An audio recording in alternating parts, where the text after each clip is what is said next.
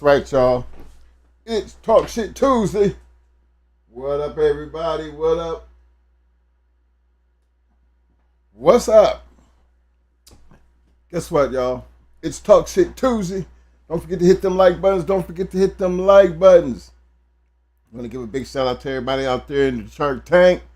Big shout out to all my people on the back street. What up? Y'all know what time it is. Get them drinks together, roll them up, sit back, get ready to enjoy the show. Fellas, tonight we're going to have a conversation, and maybe we don't have this conversation enough. Especially when it comes to these damn bulldogs. When is too much too much? Now, this conversation is basically built around some of the mistakes that we have made over the years and others make over the years, that having a conversation could also help some of us limit some of the mistakes that led to the too much syndrome. That's what I call it, the too much syndrome. I've seen dogs over medicated. I've seen dogs overworked. I've seen dogs overbred. I mean, that list can be a long list, but try to stay with the ones that's been very detrimental. I even seen them feed them dogs too damn much. I mean, how much can you feed a dog? You know, just feed them, and then they get this big hog sloppy ass.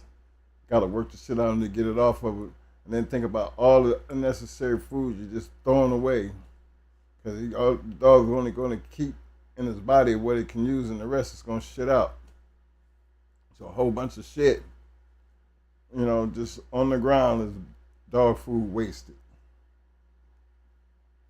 Let me give my big shout outs right quick to my people in the house, though. Big shout out to my man, Student for Life, dog training in the house. What up, fam? My man back in Black Kennels, I see you, fam. Yo, I see you, CPK, American Pit Bull Terrier Kennels. What up, fam? Clean the Gold Kennels in the house. What up, fam? Yo, Brad P, I see you, fam. Double M Despo. Hit that like button. I see you, fam. The 260 boys in the house. What up, fellas? And my man, Mr. John Denbury. What up, fam? You know, one of the things, first of all, I'm gonna start with the dog man himself. Now, y'all know how I feel about, you know, social media. Social media has become a very serious threat to the existence of the American Pit Bull Terrier to me,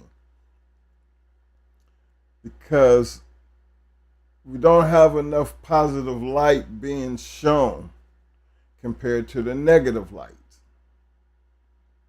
You know, I always felt like what's in the dark should stay in the dark. And with all this light we have up here, we have created such a negative outlook that is actually becoming overwhelming. And I mean, always, to me, I think social media is responsible for the big change as far as the loss. And that's just being honest. Because, you know, think about how many years that was going on prior to us getting into these dogs. Now, we've done stories, and you've seen the law had always been the law. Like I said, remember they started out, this was a gentleman's sport, started out in big conventions, but we didn't have as many dog men that was participating around that time, you know, in them early years. And if you can almost look back, because you look at some of the old reports, you see a lot of the familiar names. And even back then, everybody made it a point to travel. You know, traveling is nothing new to this sport. It always been a part of the sport, back in that time period and even up and through our time period. Traveling wasn't a big issue. You had to learn how to travel. That was important. That's a totally different type of conversation. And then you had everybody pretty much had a some type of journal or some type of book. Um, and it didn't really become a big, I would say, a big detriment at the time, because even though when the internet did come about, we had even we had our own website. You know, a couple other people had real interesting websites, but it didn't draw the type of conversations even then for us back in the day. Even though the journal, Sport and Dog Journal, American Game, Dog Times, and a couple other ones. I mean, there was a lot of things that was being reported, but it wasn't to the degree that it started causing problems. I mean, for us, I would always say the problems generally started associating themselves to the popularity of the dogs around the late 90s, early 2000s. Because again, you know, by that time the pit bull was in full swing as far as it across different cultures. It got um, from movie recognitions to the big XL recognitions. You couldn't tell it XL because of that, in them, I would say the late 90s, 2000s, you had them big XLs, but they were still calling them pit bulls. So you had that different look. Then you had the big culture change in movies and raps, and everybody had a pit bull at the time. So that popularity brought on a lot of attention because of everybody wanting a pit bull. So when people who are not responsible enough to have these dogs and just trying to run with the times, a lot of things started changing. A lot of those unnecessary accidents, dogs running loose, tearing up shit, biting the owners, loose biting people. Negative, negative press to me is a bad thing. Like on YouTube, they always say controversy brings attention. Well, you can always find something to talk shit about because everybody gonna have an opinion, regardless of what the situation is. But some of these conversations and opinions are going way beyond what's necessary to be talked about. See, from my era, we're going to say from the 80s to the early 80s to the early 2000s.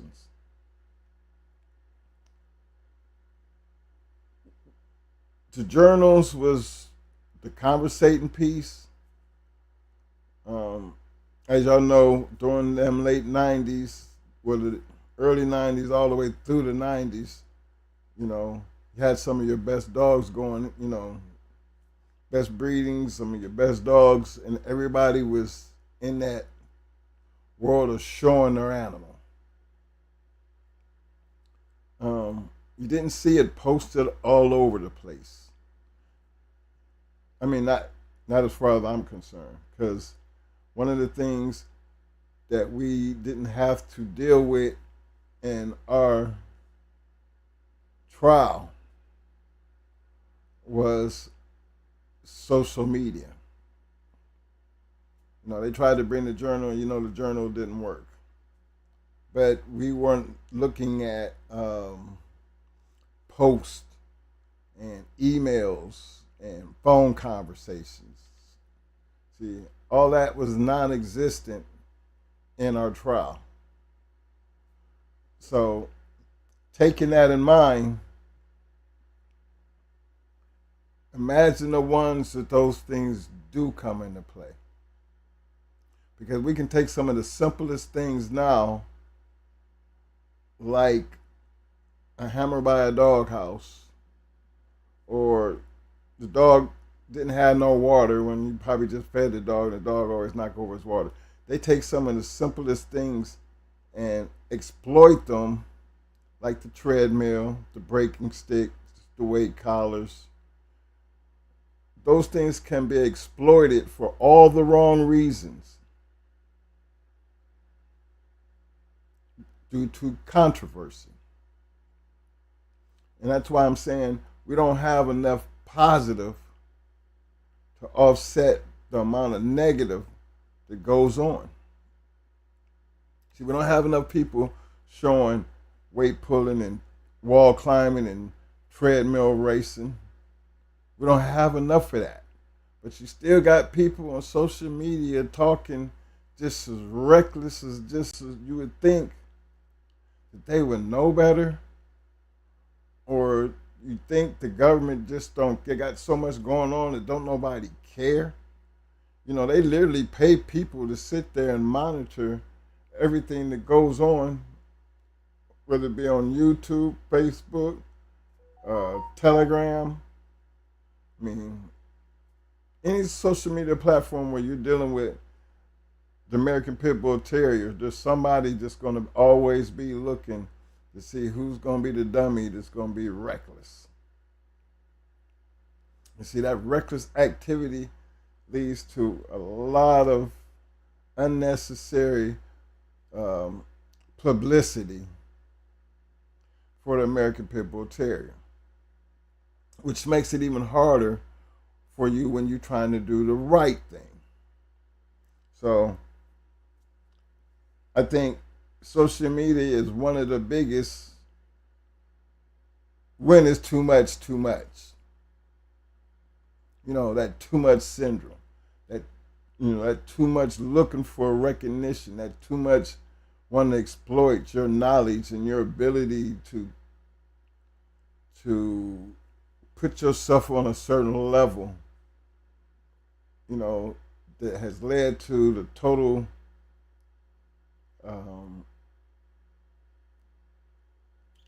how will I say it? Disastrous destruction of the ability to own an American Pit Bull Terrier.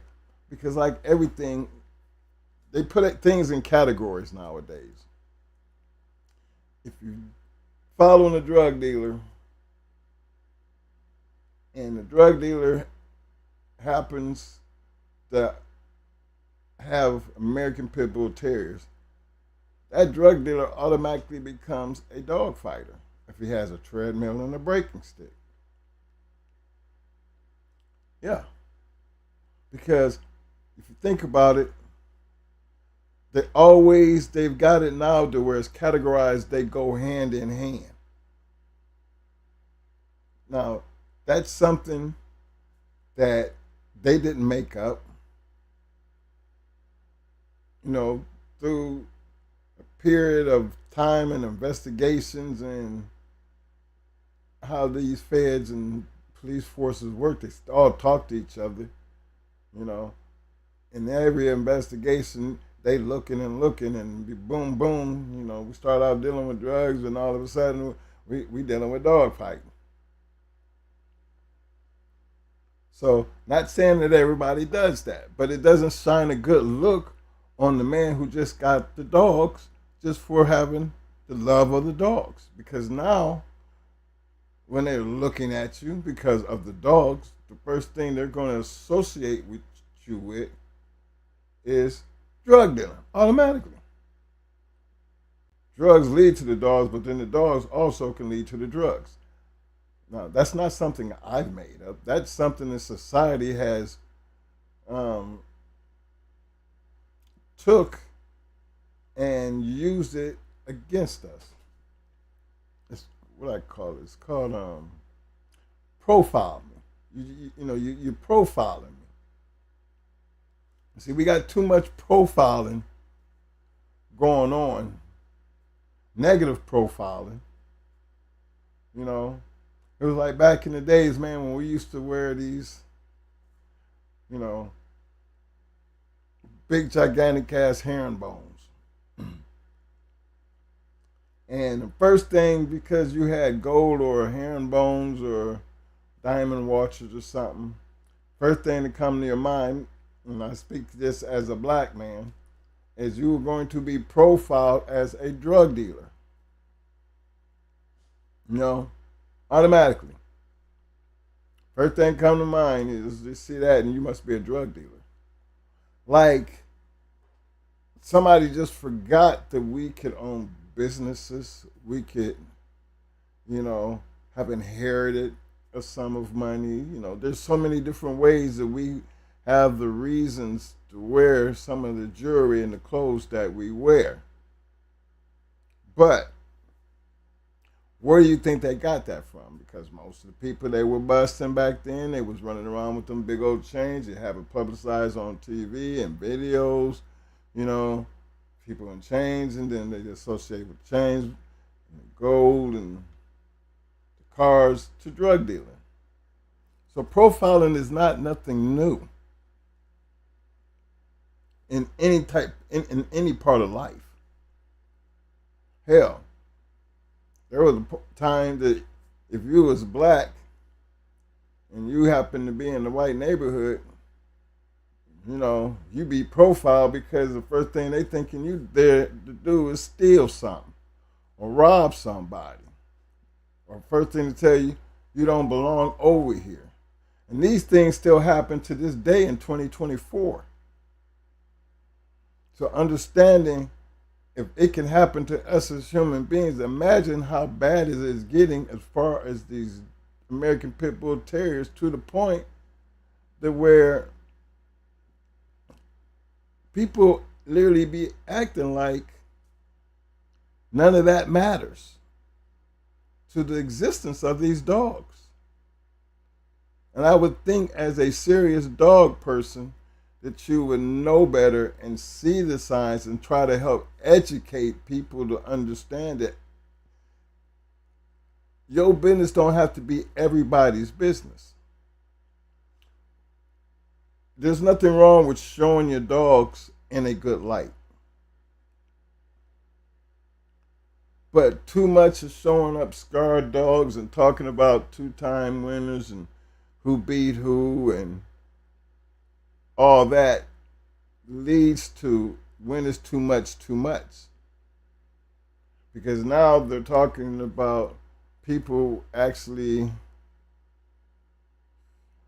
literally just organizing and doing things through multimedia, the internet. And to me, that's not a good place to try to bring some positivity to a breed that is already profiled in the way that it is being profiled. That's one of them too much syndromes that's going to have a major effect on the moving forward of these dogs. There's so many people that's walking away from this breed simply because of the bad publicity. It's not worth having the dog because of the profiling and the publicity that it brings. I was never one to start wearing my chains based on what people thought.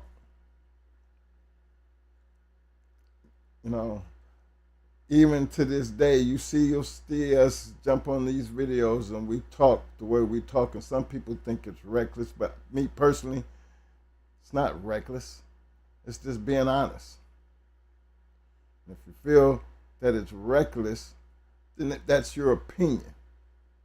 But your opinion never stops what we do.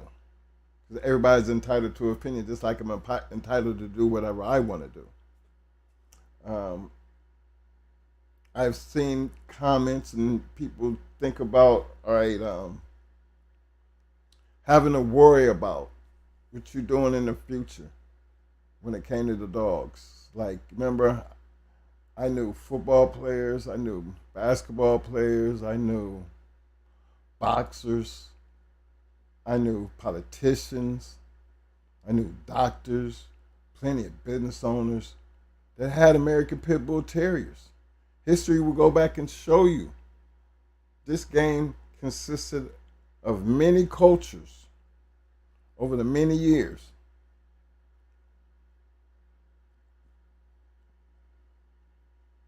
It was nothing to be ashamed of. But when you're associated with bad things, like drugs, automatically a bad thing. How do you go from a gentleman's sport, which was generally called, it was a gentleman's sport, all the way down to being profiled? First things first. Remember, profiling is up on site and they seen the first thing that come to mind is they're profiling. Dog always leads to drugs. Drugs always gonna lead to dogs. That's the change that I'm talking about. You go from gentleman sport to automatically being profiled a drug dealer or a dog fighter upon having either just having the dog. And if you get caught with drugs and you have dogs, you're going to get a dog fighting charge. And I think when is too much, too much. Those are the human things that we can control as dog fanciers, dog owners, dog responsible keepers of the breed have to understand that we are in dire need of some type of control of how we handle the exploitation of these dogs. I'm always one for all the right things, fellas. Don't get me wrong. I'm for that. Always have been for that. We've had um, we've had our competition cards for many, many, many years, from weight pulling to treadmill racing. We've had competition cards on pretty much all our dogs back in the day. You know, so and it don't think it didn't help because it came up in our trial. While you're trying to profile us as one thing, we had kennel license, and then we had show cards. See, when it comes down to having to deal with the legality of a whole entire situation, you have to be able to represent yourself to the point to where everything they saying does not make it true. And you have to counter what they're saying with what I would consider your truth. And sometimes, in life, they make things so hard that this is why the government carries a 90% conviction when it comes to things like that, simply because they scare you half to death. And you already know how we feel about lawyers doing anything. Because, like in everything, experience is always going to be your best teacher. Experience. One thing that we talk about here on this show is our experience. Because once there was a time, yes, that we were green. But you do it long enough, your knowledge will grow And your knowledge will be only as good as the amount of effort and time that you spent in getting better, because you'll experience a lot of things. And as learning the experience is with experience is one of the reasons why we're going to talk about that too much syndrome. I don't know how many of my fellas out there, but then how many of y'all are familiar with protein overload? Let me just see. How many of my dog men out there are familiar with what we call a protein overload, and what it can actually, how much it can actually damage your dog?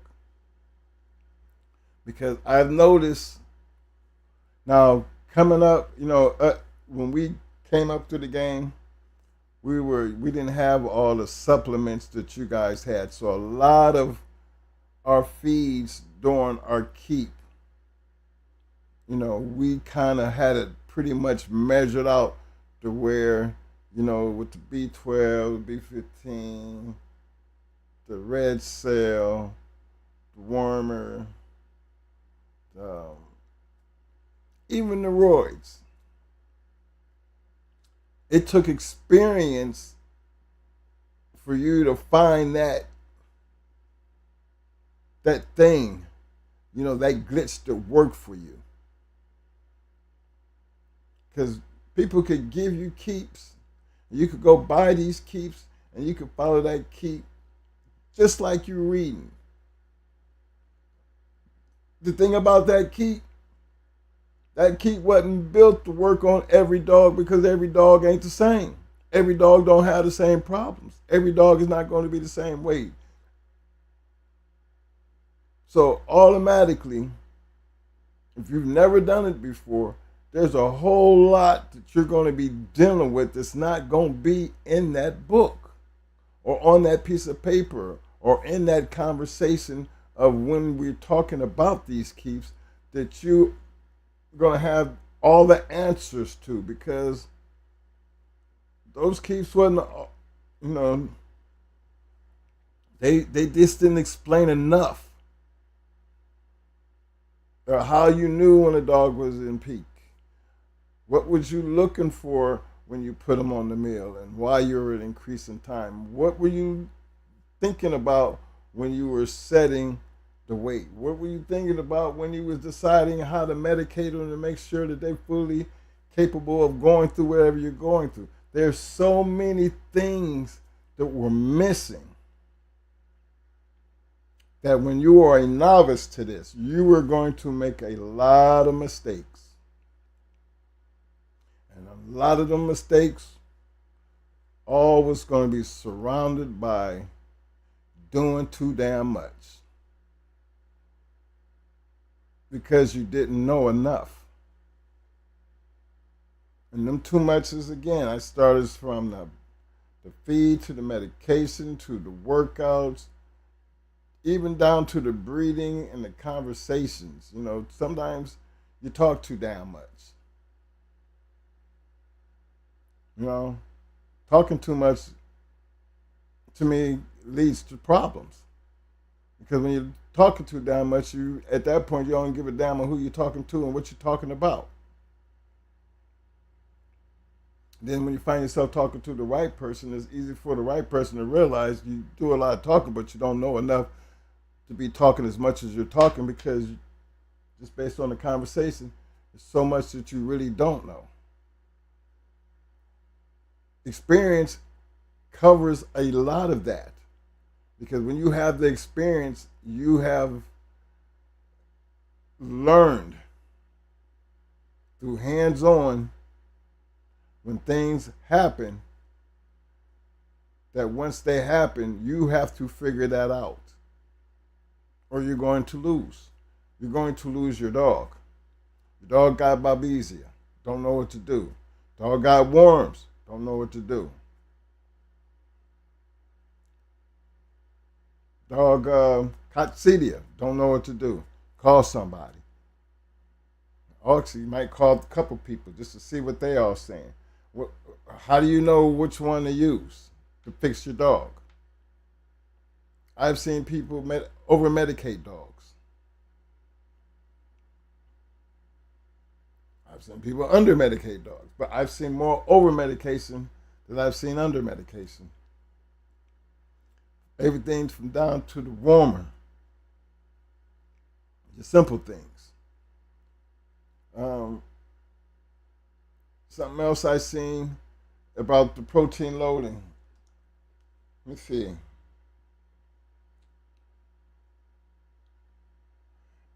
My man Vernon Starr, you are correct.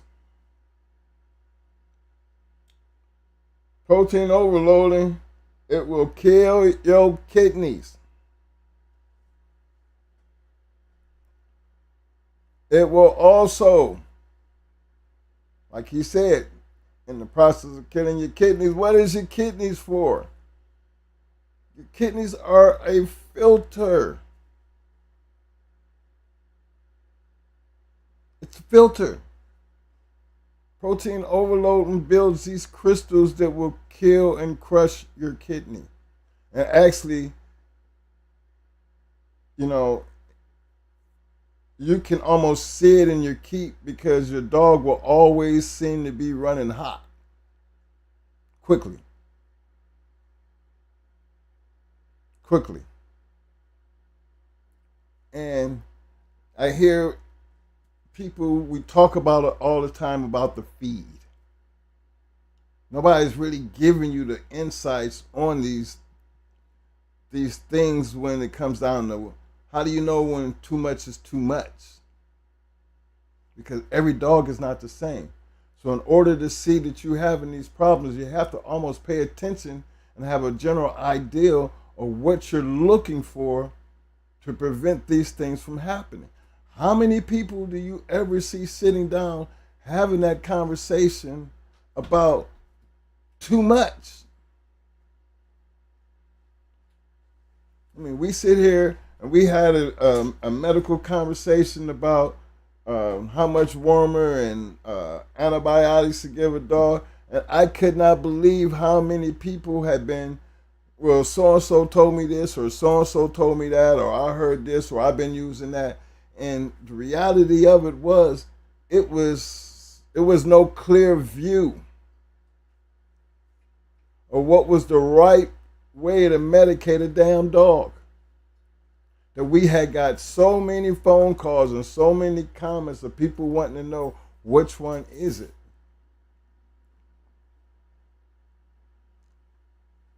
You know, that right there was to me, it was a small indicator. We didn't really jump into the medical part of, you know, we kind of got away from that simply because of who we were, who we are. You already know, and we have always made it clearly that we come from the world of dog fighting when it came to the American Pit Bull Terrier. So our world was totally different than the average person who is not doing anything but just raising them and feeding them and just loving your dog. We don't have no one certain weight on the yard. We have many different weights on the yard. We have many things that are incorporated into how we handle our yard. So we have to know how to stitch one up. We have to know how to put a bag on them, to get fluid into them. There's so much that we had to know and learn in that process because of our occupation when it came to dealing with the dogs. So experience had a lot to do with that. So yeah, we could sit down and tell you how much to give this and how much to do this based on this weight right here. Because our experiences helped us be able to cover a lot of different avenues. But then again, how many people really pay attention to half the shit that we say?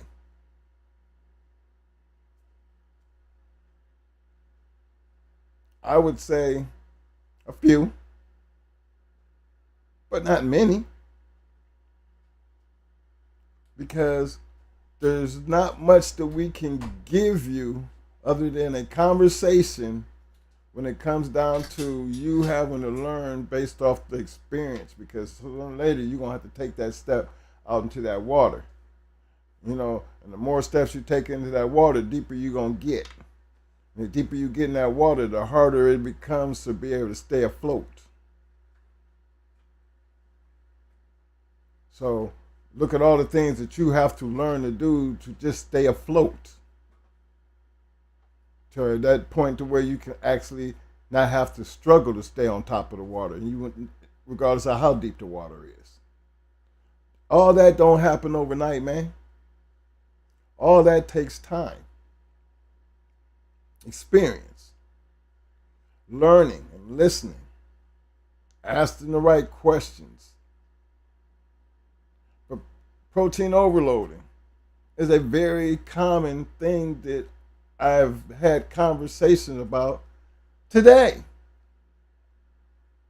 They don't know it's protein overloading. They're just asking the questions of why this and why that and all this and all that and why is it, and I'm doing all these things. Well, what are you feeding the dog? You know? And the last thing that come to their minds is, I'm feeding the dog too much. You're not having what we consider a balanced diet. And it was shocking to see how many people that we noticed that didn't know that. And does that have a lot to do with the time? Actually, to me, this is more of, back in the day, we were dealing with like the Eukanuba, and then everything else pretty much was natural outside the supplements that we were putting in. Those supplements on top of with the Eukanuba, and remember the Eukanuba and the, what was it called? Yeah, with the Pro Plan. What was that other one outside the Eukanuba that had the fat? The food. Happy Jack or something? Happy Jack. Bill Jack. Bill Jack. Bill Jack. Bill Jack with that Eukanuba. Now, Pro Plan. That was about it. And everything else was supplemental, man. All the way down to the supplemental drinks and shit. But you learn that over a time period, man. And even in those cases, you had to know how much to feed and what you were testing for. That's why we always tell y'all, get the microscope. There's so many things that we have said on this show that you could actually go back and really pay attention to, and it will save you so much heartache. But we're going to go right directly after the main things when it's too much, because everybody got puppies. I think the thing nowadays is everybody got to have puppies on the ground.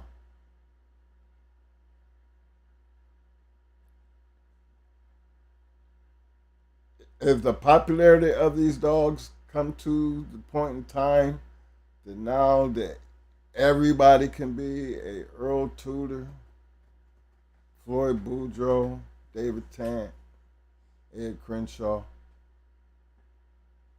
are we at that point that everybody can just jump into the limelight because you're taking dogs and you're just throwing them together and you're putting them out there?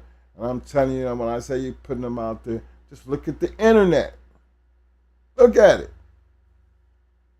And some try to get that upper hand by just coming in, just talking about why their dogs is better than everybody else's dogs. See, one thing that we had that y'all don't have. Again, regardless of how much y'all want to argue this point, let me tell y'all the facts. The internet is not the journal. It is not the American Game Dog Times. Those are publications. Understand? Those are publications which are protected by the First Amendment. At what point have you guys come to the conclusion that what happens on social media is supposed to be protected? Do you know if you are on the internet and you are passing bad information that they can shut you down? If you're bold-faced lying, not no opinion, no, you're just lying, they can come at you and shut you down, and you can be sued. So we know that can't be free speech. That's not free speech. You can't jump out here and just say whatever you want to say and don't feel like you can't be held accountable for it. So y'all live in now this thing now called the what's this culture? The cancel culture. Yeah, this is the cancel culture over here. Hey, you can say some shit and all of a sudden everybody be on you. Know where you work at and call your boss and all types of crazy shit I be seeing. And I understand some people, you know, they get caught up in that and it's not fair because, you know, cancel culture is motivated by trolls throughout the internet. To me, that's just too much. Because it's not about having an opinion at that point. It's not about you being able to say what you want to say or feel about a certain type of way without having to be canceled. Because to me, when it's too much, too much. That's one of them situations when it's too much, too much. You put yourself out there to be canceled. You start doing things that's going to lead to you being canceled.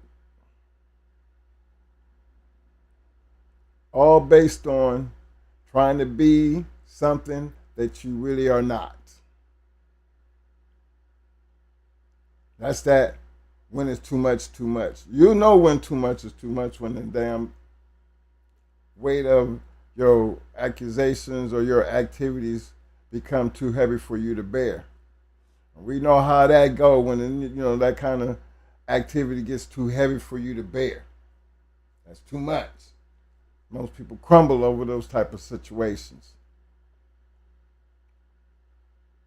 And then you get innocent people hurt.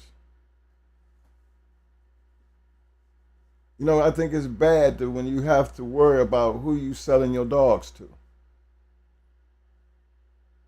You know, we have protection dogs, and we make this good and clear. We sell protection dogs. Our protection dogs are puppies. You can come get a Malinois puppy from us, and first thing that we're going to let you know off the back, this dog is not for everybody. Tell me a little bit about yourself. Mo is very stern because the type of dogs that we have as protection dogs is the same way he handled his pit bulls. These aren't just any old normal damn Malinois. These Malinois have a history. Their parents had parents. These are a certain type of dogs who are known to have a certain type of attitude that is pure Malinois, Malinois orientated, traits of a Malinois that are very difficult to deal with and control if you are not familiar with what you're fixing to get yourself involved with. Now, y'all hear us talk a lot about chaos. Chaos came from a litter of 7. Mo wound up with chaos. The other 6, they went out to homes. All 6 of those dogs end up having to come back after being sold. Yeah, all 6, as they grew up, wound up coming back, and I believe all of them wound up being put down. Because, yeah, they're great dogs to have,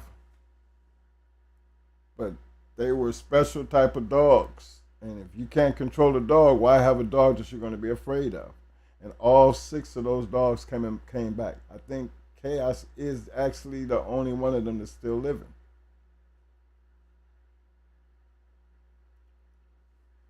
One of the things I'm talking about. Average person cannot own one of these dogs. These aren't normal dogs. You know what I mean? They will eat you. They will eat your ass up if you don't know how to control it. That's too much. When it's too much, those are the situations when you find yourself dealing with something that you can't handle and I can't take the risk. That's too much. I got to get rid of it. That's another different look at that too much syndrome. Got your ass involved in something you can't handle. Now you don't know how to get rid of it. Yeah, you do. You mistreat it, you kill it, or you turn it loose in the streets where it can go hurt somebody else. All the dumb shit that comes with being, trying to deal with that too much syndrome. Now you heard me talk about the protein overload. You hear me talking about people jumping out here getting into dogs that you don't have no business getting into. Remember, that list gets long. You hear me talking about people getting out here on the internet, just talking away, selling this and selling that. Y'all already understand that, selling a dog for the purpose of dog fighting is the law. And you have to think about, how do you sell a dog for the purpose of dog fighting? What happened to just selling a dog because somebody wants to buy a dog? Well, guess what? They got a law out there that says you can be charged for selling a dog for the purpose of dog fighting. Now it is up to them to give Vince and a jury or whoever else you're going up against that you were doing that. So let's talk about that little part right there. What does it take to be convicted of selling a dog for the purpose of dog fighting? The person you sold the dog to, they went out and got caught doing some dumb shit. That person you sold the dog to told them I bought the dog from them. Did that person know that you were doing it? They probably didn't know, but save your own ass, guess what you're going to say? Yeah. And boom. Case proven. You're going to plead guilty because you just told on somebody. So they're probably going to give you a deal, but then all you did was just help pay the road to go get somebody else who's going to pay the road for the next person as it goes down the line. But one damn thing for sure, that being charged with selling a dog for the purpose of dog fighting is not a very easy case to beat if you get caught or somebody tells them that you sold that dog under those purposes. That is a very hard case to beat. When somebody throw it on you and they throw your name out there. So, like I tell people, our dogs are not a wall, are trained. They need to be trained because they are very aggressive dogs. yeah, like with us, like Moses, I'm gonna let him take over here in a minute, but like with our Malinois, we actually tell people, we tell them. True enough, the older our dogs get, the more expensive they become. because the older they get, we're going to train them. They have to be trained. So the older the dog is, the more it's going to cost you to have, because now you're not just getting any type of dog, you're getting a canine. So we do have those disclaimers, and again, we are, as sellers of these dogs. Mo takes that real serious. That he's very careful about who gets his dogs, and it's not like he just breeds to breed. No, he don't breed dogs to sell dogs. Most of the time when Mo breed, he might, this is Chaos' first litter. I think Chaos was down there 5 years old, and he's got 2 litters on the ground. And I'm pretty sure he's fitting to get maybe 1 or 2 out of each litter, and the rest of them are going to be gone. They're going to find. Hopefully, they're going to find some nice, good homes. But hopefully they understand what they're getting, because he has that conversation enough to let them know that this is not any ordinary dog. But these are the things that we have to understand as we move forward when we're dealing with these American Pit Bull Terriers, simply because when it's too much, we have to be able to understand the too much part, too much talking. Not enough positivity to outweigh the negativity. Wrong medications, too much on the breeding program. Remember, I think Mo was told y'all a story about Sassy. About every time Sassy came in the heat and she was like clockwork, Mo would breed Sassy. But even Sassy got to the point that Sassy started killing her puppies. That's a dog basically telling you, I'm had enough of this. But it took him to understand, after all this, what that was doing to her. But all she had to do is, I think she killed maybe 2 puppies before he stopped her. And at that point, too much was too much. How many people know that can happen? So I'm gonna turn this over to Mo. Hey, let me give my shout outs right quick to all my people who done stepped up in the house, because I know. Let me see here. Big shout out to my man, Mr. Courtney Edwards. What's up, my man, Mr. William Torres? Big Witch, I see you, Mr. Dickie Foster, the one and only. I see you, fam. My man, the Eli Monster in the house. Let me see. You're right, Eli Monster. Remember the movie? I don't know if some of y'all old enough to remember the Doberman gang. There was a movie about these very well trained Dobermans. And they used to help rob banks and shit. Well, that took this, Dobermans became this big time thing. And I remember we had Dobermans we had every color Doberman picture. Mo had this dog named Apollo. Apollo had the genetics that he could throw every color, from red to fawn to blue, black. He had the ability to, regardless of what you bred him to, you was going to maybe have a combination of every color. I think one litter he had every color. A fawn one, a red one, and a blue one, and a black one. All 4 was in one litter. I think we did have a picture of it. I'm going to have him pull up the picture, but that was all 4 that came out of one litter. So, yeah, we had been around these dogs so much that it's not too much we haven't seen or haven't tried. But, yeah, Dobermans, even Rottweilers. We had 2 Rottweilers, Hans and Gizmo. And Rocco. These are 3 Rottweilers. I mean, no fake ass Rottweilers. These are the German bred Rottweilers. Had the pretty hair, big, but the attitude came with them. Straight on stone killers. Stone killers. Very aggressive dogs. The discipline, very disciplined because they're trained. But like some dogs, to have that switch that you can turn on, that's a switch you never ever really tried to turn on when it came to those dogs. Gizmo, Gizmo got loose. It was hard for us to control Gizmo because once Gizmo got loose, he knew he was loose, and he would go on a terror spree. Hans, real good dog, but anything that was outside of the family, he didn't trust. Even if, and the Hans was very well trained. My wife handled Hans.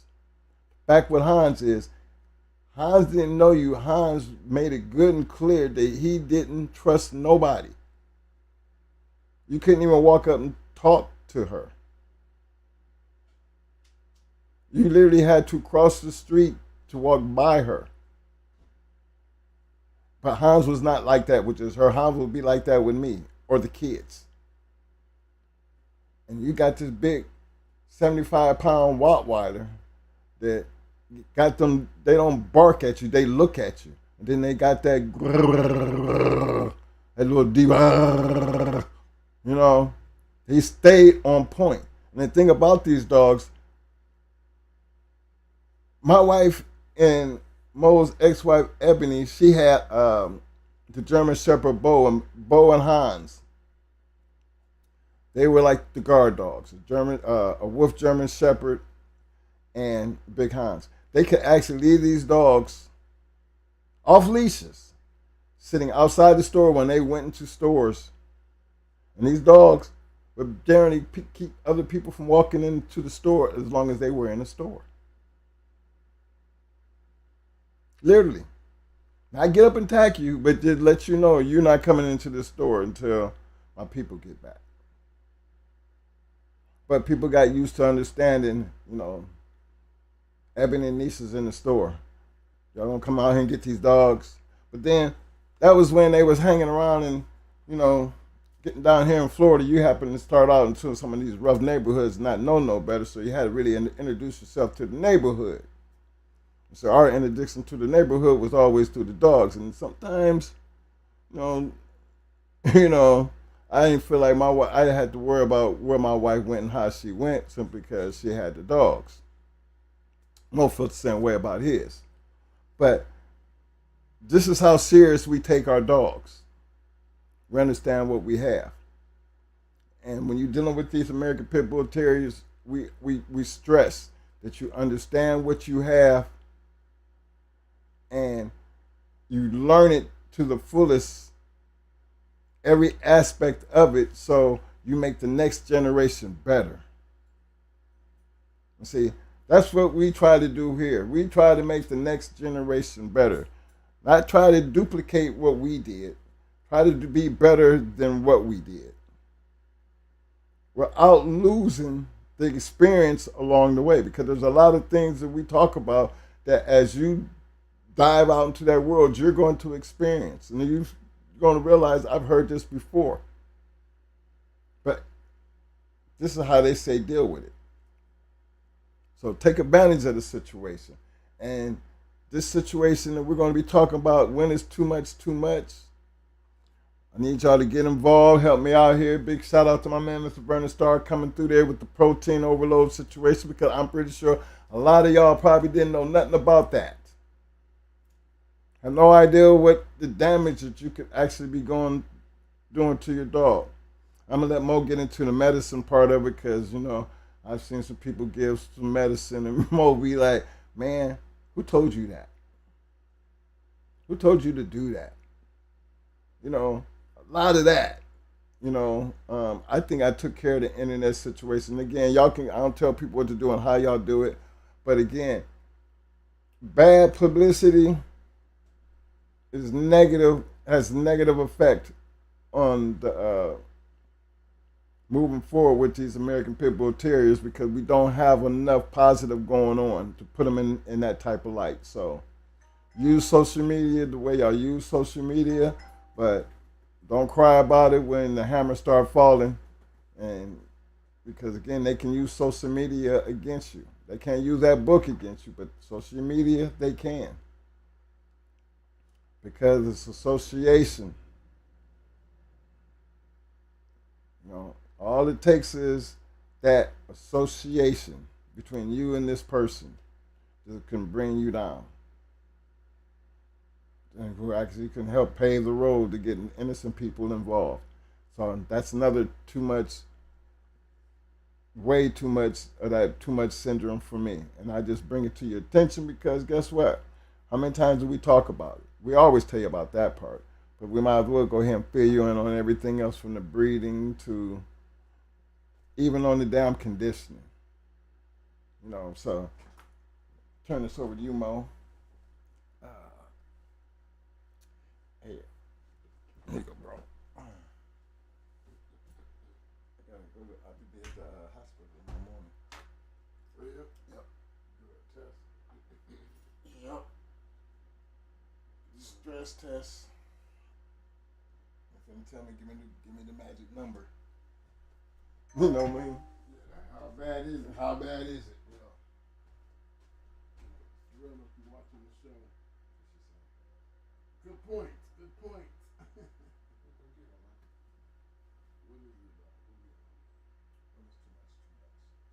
When it's too much, too much.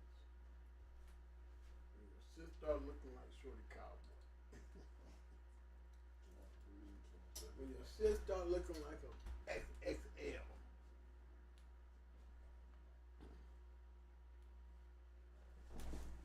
What up, everybody?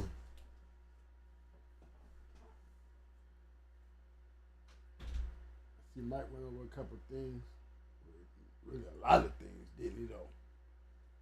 Well, it's too much, too much. When you know too much, it's too much. Hey, before you get started, my man Courtney Edwards asked, how do you fix that kidney problem? Well, it depends on which one the kidney problem that he's having. Well, the one is the protein overload problem. Oh, that right there, that's you're gonna notice that in your blood work. And you'll notice that when I was talking about that, the urine test. Now, can you fix it? Usually, you know, but the damage is already done. You mean not when it comes to competition. If you damage it and you're in competition, you just gotta get out of competition. That's what that means. You hit a wall, and if you try to enter into any type of competition with it, you're gonna see the ill effects of with all the work you put in. You're gonna see that it just all goes to waste. You know, and the biggest part of that you always find out too late. I know many guys back in my time used to always get blood work done on their dogs, and it wasn't as often and common as it is now because nowadays, back in our time, we kept it. I kept it simple, and the reason why I kept it simple because I noticed everybody else was keeping it simple.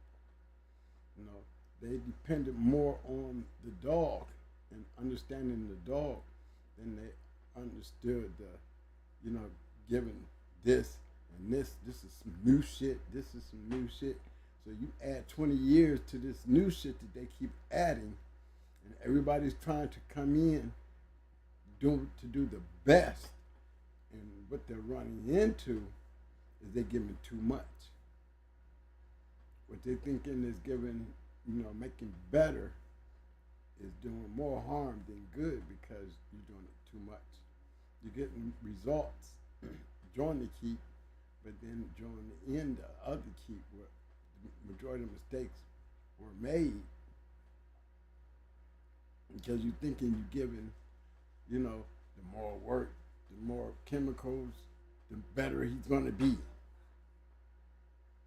And you start thinking your way instead of the dog's way. And that means you're using the dog based on what you think. It's not on what the dog thinks, because the dog ain't telling you nothing. He can't tell you that you're giving him too much protein. He can't tell you that he's getting sick. You're gonna notice it, and most of the time they notice it, and it's too late. And those back in my time that tried it, I saw Rat lose to the Tennessee Dog Pound, China and Rat. Good match, but I think Rat would have destroyed China if she was in good condition. She was in great condition. It just something went wrong, and that particular day, shit wasn't right because her shit wasn't right. Her shit wasn't right.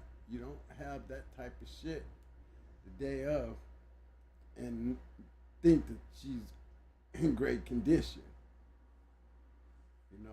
and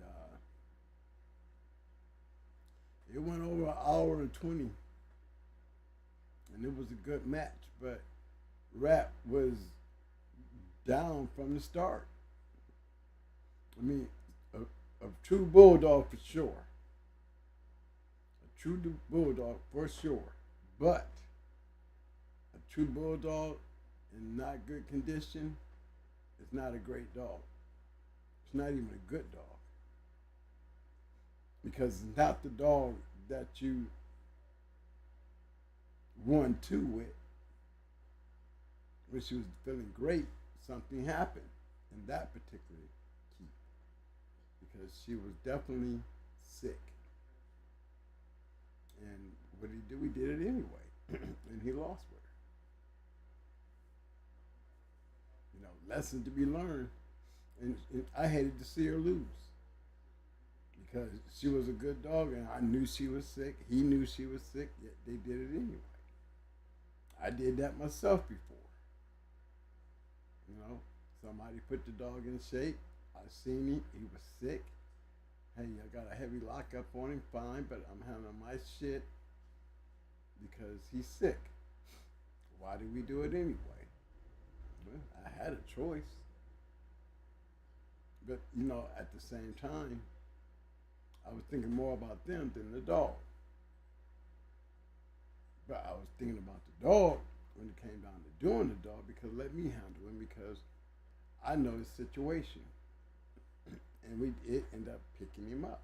Picked him up game, but he would have been such a better dog if he wasn't sick. How you gonna win a match and your shit is sick? How do you expect to win when your shit is sick? What is our thinking when it becomes too much? What was too much? We were matching dogs so much we get away from the actual dog, because we can't be thinking about the dog, making some of these decisions to continue on when if all the check marks ain't checked off, then you're going in at a disadvantage. I think that was one of the major things in most good dog fighters towards the end of their careers, those mistakes. Things they didn't do that they started doing. That's that too much. And it'll show. It happened to me. Too much is too much. When it came to caring for dogs and hearing, like Mike was talking about, everybody in their way of, medicating their dogs and, use this and do that. Everybody got a way in the system. You need to be asking people like old man Maurice Carver, who had all those dogs, Pat Patrick, Floyd Boudreaux. I mean, dudes got yards of dogs that you can look and don't see nothing but dogs. I always wanted to feel like them. You have so many, I had a yard, a lot of dogs. And it takes a lot to take care of those dogs. It takes a mindset to take care of that many dogs and to have that yard looking and being the way you want it to be, because you got to have a discipline to that or you're just wasting your time. Who has a bunch of dogs and the yard looks terrible? I see more of that than I see a good one. Everybody got a bunch of dogs, but are they being taken care of? That's the trick.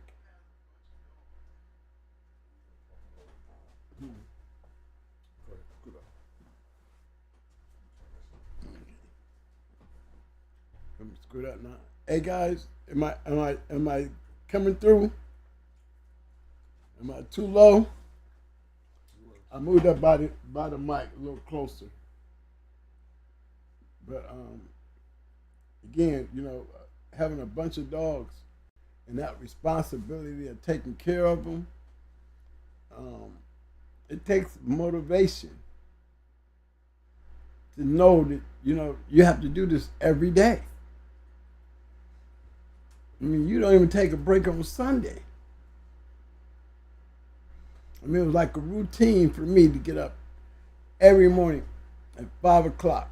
I mean, I'm moving around at 5 o'clock to go out into a yard that I have put lights out there. I have ran lights on both sides all the way down my yard so I can turn on spotlights early in the morning for everybody got up to go out and feed the dogs and clean it up.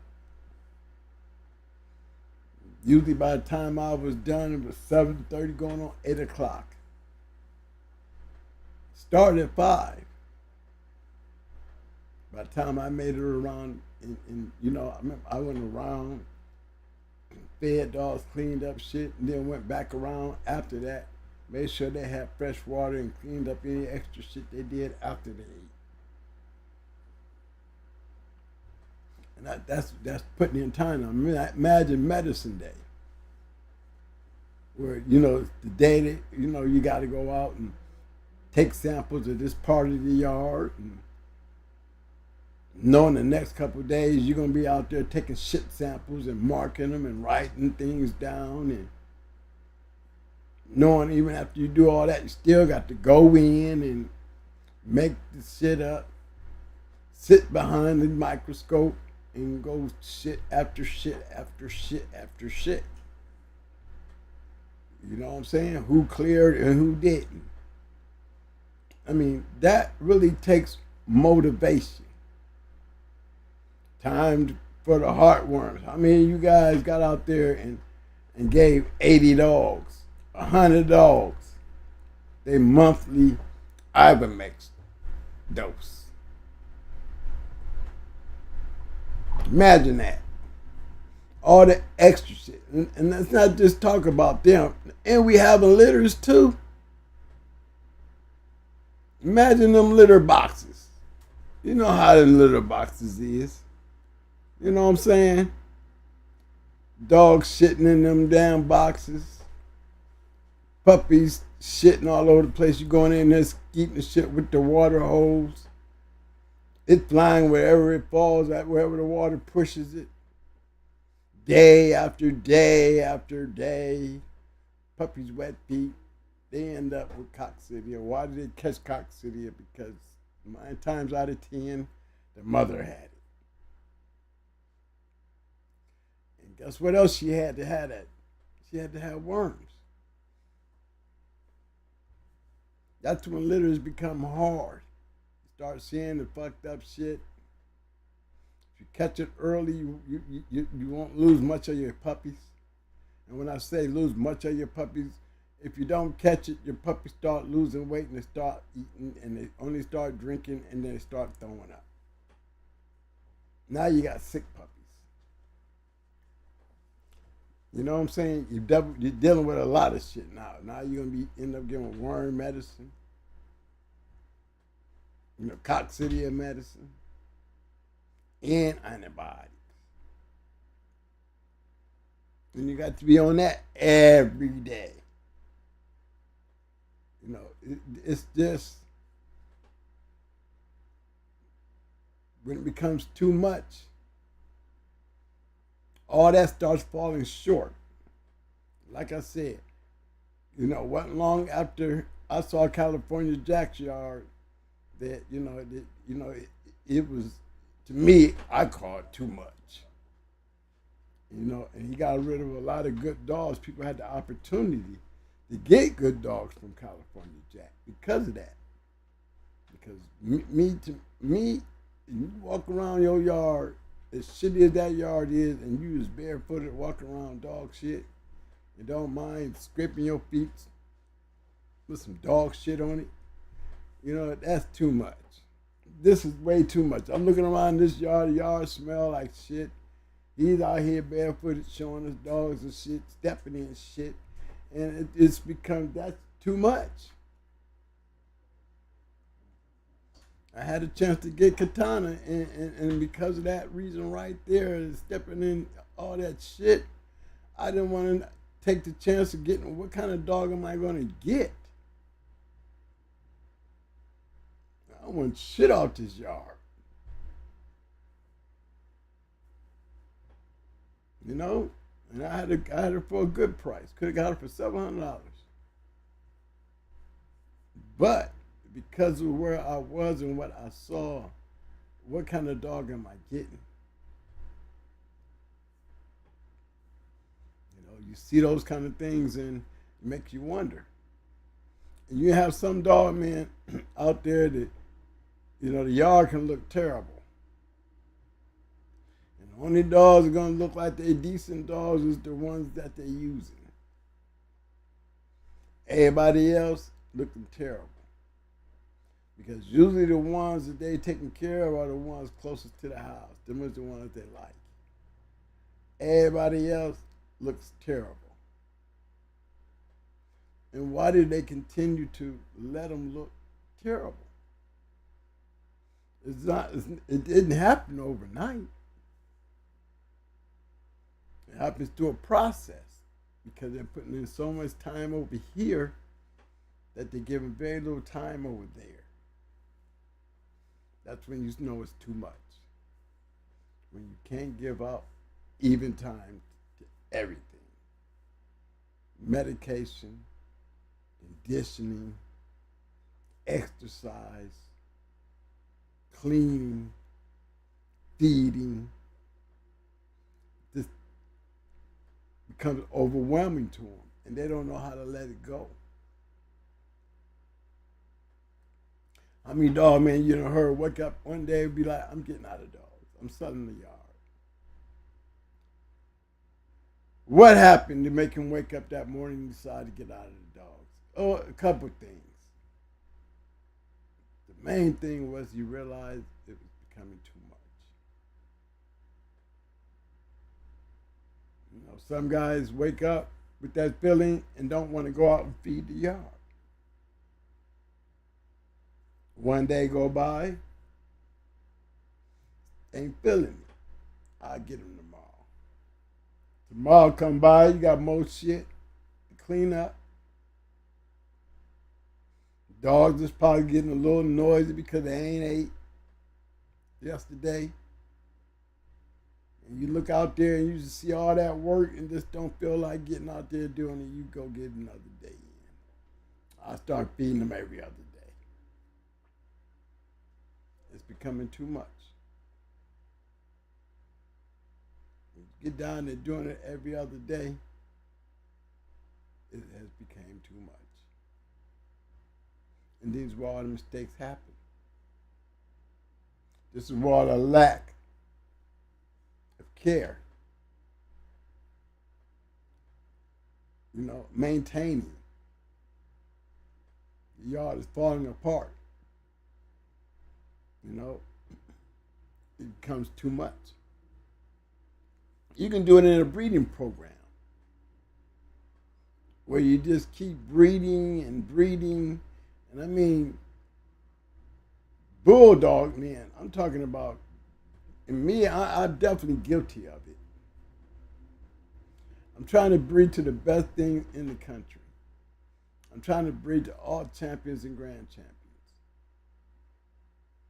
I'm trying to catch my bitches, and I'm trying to catch them and I'm talking about my good bitches. I'm trying to breed these good bitches to these great dogs, and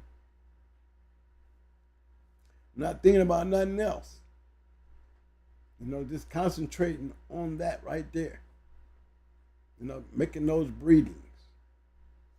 Keeping in mind, I'm not concerned during the time of when I was matching Pretty Mama and Buck Rogers and Brat. These dogs was being matched.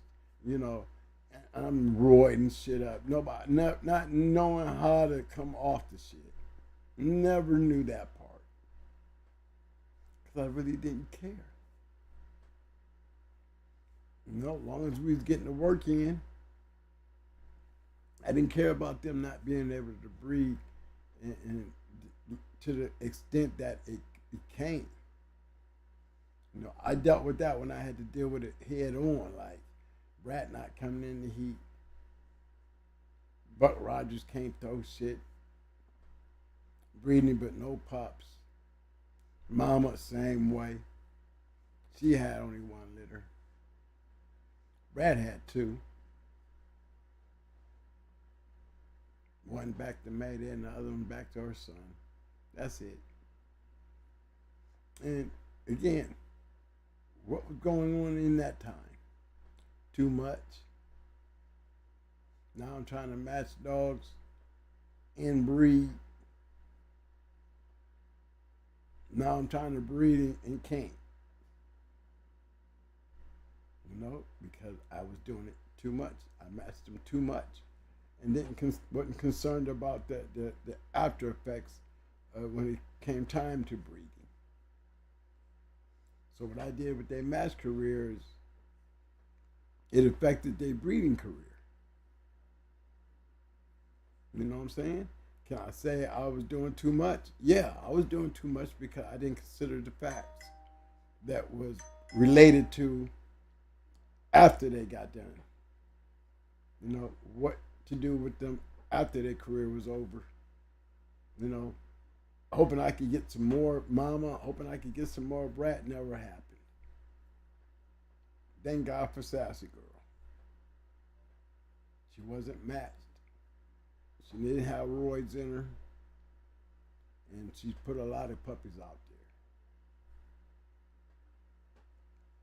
The few that Brat and Mama had showed they could probably been great producers. Great producers. Because what little they did have, they was good dogs. What little they did have, they showed that they were just good pit dogs. They were able to produce some good dogs because that they did. Brat got some stuff off of her that turned out good, and so did Mama. And it had a little legacy behind it that they carried. But again, could have got far more if I'd have been thinking like, with my inexperience, how was Hardcore able to do what they were doing with their dogs? Still able to breed them. How was Stone City able to do what they were doing? And these are dudes that bred they shit. How was Victor able to do that with Mayday? Did he? But he made enough breedings for a dog that I know was on roids. They were able to do it, and I figured that's what I was going to be able to do. But it didn't work out for me like that because I didn't go to that other level that they were on, that they were getting to do and get the results they were getting. Nobody ever sat me down and got that part right. Twin, you better be watching out what you're doing, man.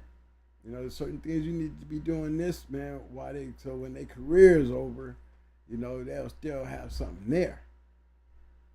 When you're on roids, your nuts shrink up and all kind of shit.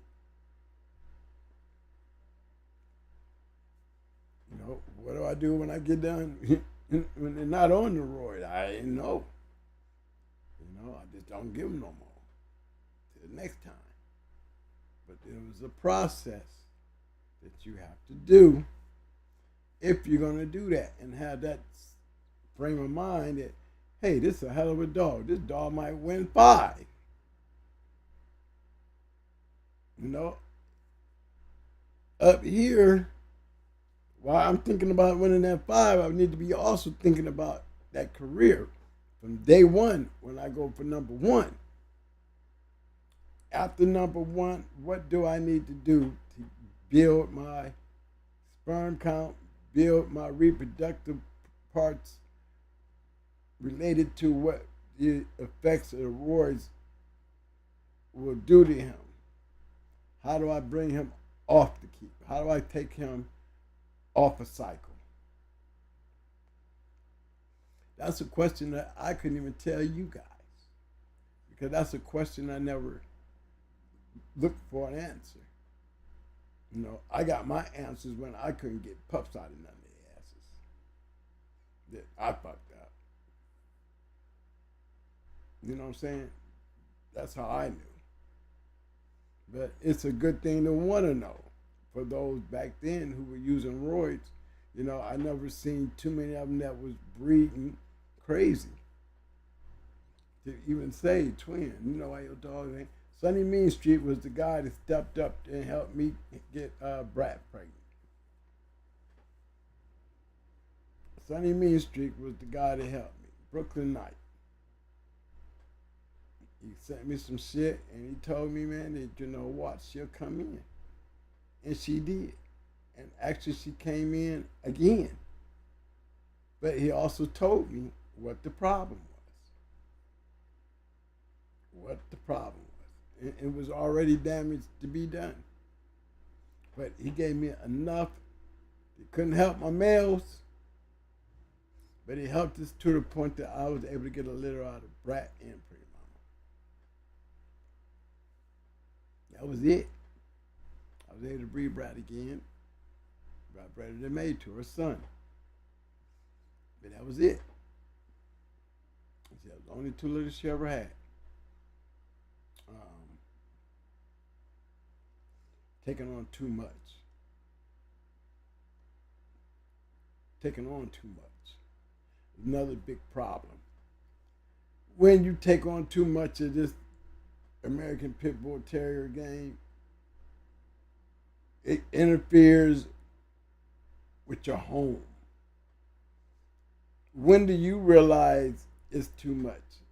9 times out of 10, you're the last person to realize it's too much. Because to us, it's never too much. But to the wife, the kids, the quality time, you know, you can't go on trips unless you got somebody who can feed dogs. You know what I'm saying? You sure got to make it home. You can't stay away long when you got a yard full of dogs. And no help. Imagine every time I want to leave and go out of town, you know, and I have chaos and mayhem, they still need to be taken out. They still need to be fed. These ain't dogs that sit out on the chain. These aren't dogs in pens. They live in the house. The problem is, who can go in there and feed them? But where did me and Mike and our wives go? I had a granddaughter down here that could go in there and take care of all the dogs. She was part of the help to help train them. But that's all I got. Now that she gone, there is nobody. Me and Mike, we can't really go anywhere together because somebody has to stay and take care of not only his dogs, but my dogs. And you're not going to go up in my house and try to take care of chaos and mayhem unless you're part of the family. They don't know nobody, ain't nobody going to feed them, ain't nobody going to walk in that house. They don't know. So that restricted a lot of movement. Restricted a lot of your movement. You can't do shit. But when do it become too much?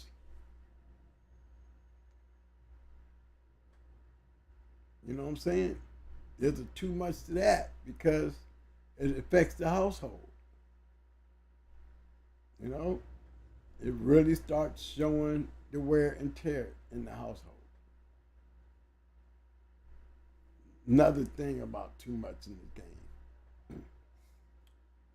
The game, it did come out in the New Jack era. You know, there was the New Jack era. We were always talking about that New Jack era when the crack hit the scene, the dog game hit the scene too, and people was coming up.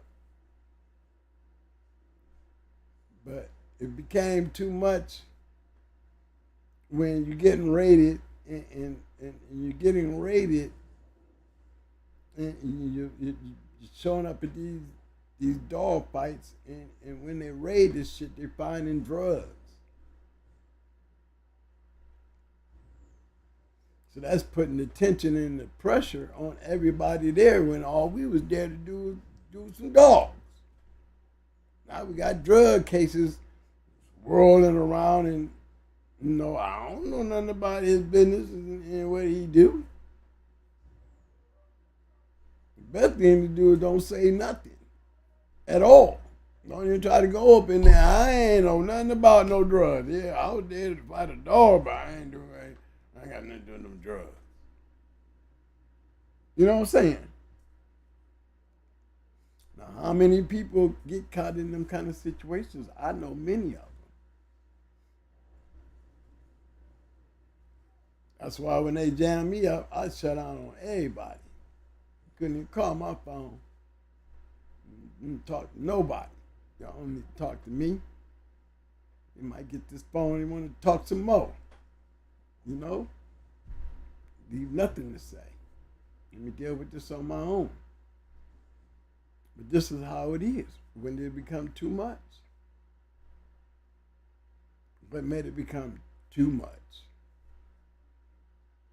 You know, that was one of the biggest things that really started hurting the game was the raids. The raids. You know, these are supposed to be secret. These things are supposed to be safe. These things were supposed to be happening quietly. But it can't be quiet if there's somebody in there, undercover, snitch, whatever you want to call him, you know what I'm saying, infiltrating something that really, mainly, when we come together, is everybody minding their own business. And the business at hand is the dogs. You know? Just imagine. Now you got to go and before you pay the gate, you want to make sure, hey man, ain't no drugs up where we going, is it? This ain't no dope house. This ain't no stash house. There ain't none of that shit. You got to damn near take an application. 19,000 questions. And you better be wise to be willing to take the questions or just don't go. That's how it was back then. You know, that's when it became too much. Because them days are, hey, we don't want to break no law, so if there's any undercover police, animal control, any one of the ABCs in this place, we ain't trying to break no laws, so if you want to step up and identify yourself, we won't do anything. We'll get out of here and leave because we don't want to break the law while the law right here. This is a way you can prevent us from breaking the law. Identify yourself before we break the law. Well, I don't know why we used to say that, because it didn't make a damn bit of difference. I mean, I ain't never seen one snitch jump in. Yeah, I'm working with the police right now. I'm wired up. Yeah, man. Yeah, I'm wired. So no, y'all don't want to do this tonight. Or yeah, I'm SPCA. You know what I'm saying? I'm here. I don't want to see this. I don't want you guys to fight these dogs tonight. And I mean, if you do, you will be prosecuted. I mean, when has anybody ever seen one of them do that? I have never seen nobody step up and admit it yet. But yet, I've seen those raids. I've seen those anonymous calls. And they're always the neighbor. Anonymous call could be a CW, corroborating witness, aka anonymous caller. You know what I'm saying? They ain't gonna just spread out. There's always gonna be that anonymous phone call. They use that one to cover they CIs, confidential informants. So when is it too much? When you find yourself dealing with that part of the world. Because even then, you don't realize that you got too much at risk. They don't realize that, having dope at a dog fight is too much. To have a dog fight at your house where you keep your dope, it's too much. To have all these people show up to make all this money at the gate just to cash in, too much. Too much. Spent a bunch of money and guess what? You're mad now because you paid to get in to see 3 fights and 30 minutes in, this fight over and then the other 2 ain't gonna do nothing. So what about the dough? Hey. When they caught you at the dough, there was already 1 match on. They just got you to pay 3 matches and shit and didn't really care. Once you got in, whatever happened, you ain't getting no money back. This ain't the movies. It's not no concert. Once you get in, you pay this, whatever happened, it happened. When is it too much? When you find yourself paying too much. That's where the game has actually taken the trail that it has taken now to where there is no more sanctions or what we consider reputable sanction titles. The trust of the sport is gone because we did too much.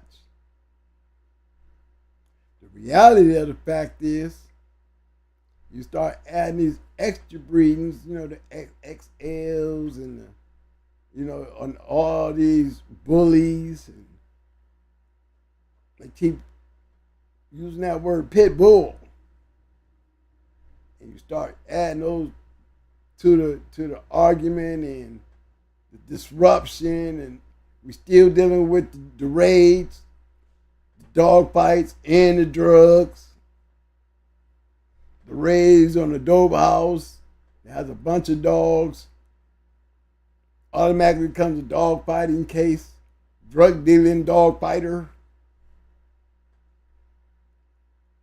I mean, it just made too much news.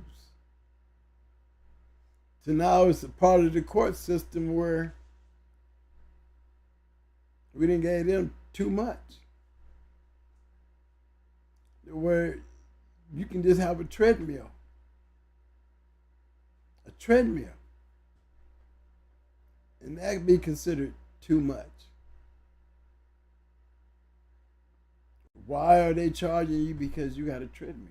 Why are they taking your dogs because you had a treadmill? Why? Is you doing too much? What was you doing?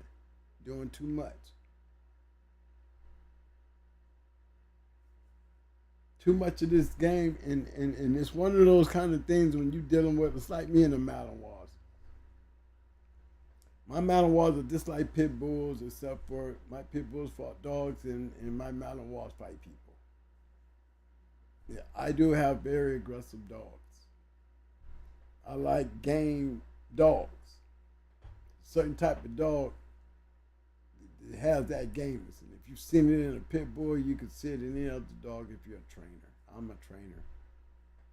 And certain things that I want to see. I want to see my dog fight hard. I don't care whether it's a dog or a person. Get in there.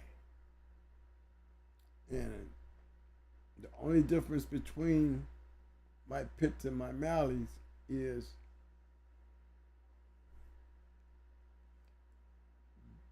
they can't walk on my yard and see a Malinois and can tell me I'm doing anything illegal. I can be sitting there with Malinois in a treadmill. What they gonna tell me? I got Malinois in a treadmill. I have Malinois in a breaking stick. I have Malinois in medicine. What they gonna charge me for? Let me take that Malinois and turn it to a pit with the same shit, and I guarantee you, I got charges. Y'all can be perfect, but they're gonna find something to make it animal cruelty. Something. Just so they can make sure that they put the treadmill in there. But you change the dog. Change the dog and put him in the same situation. What they gonna charge me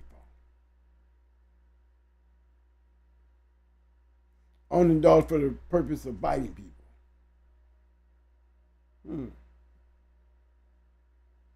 Is that what you're gonna charge me with? Is there a law against having attack dogs?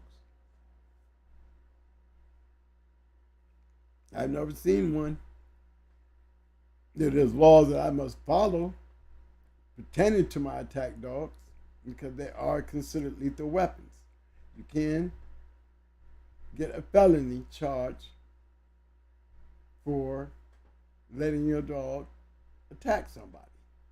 He can't be out the yard when he attack them. That's the key. For my dog to be not liable to any attack, I had to take the same aspect of my life being in danger before I let those dogs go.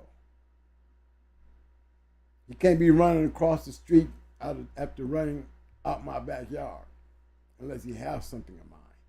Now, if he got something in mind, I'm going to send my shit out there to go get your ass to get it back. I have a right to get my shit by any means necessary.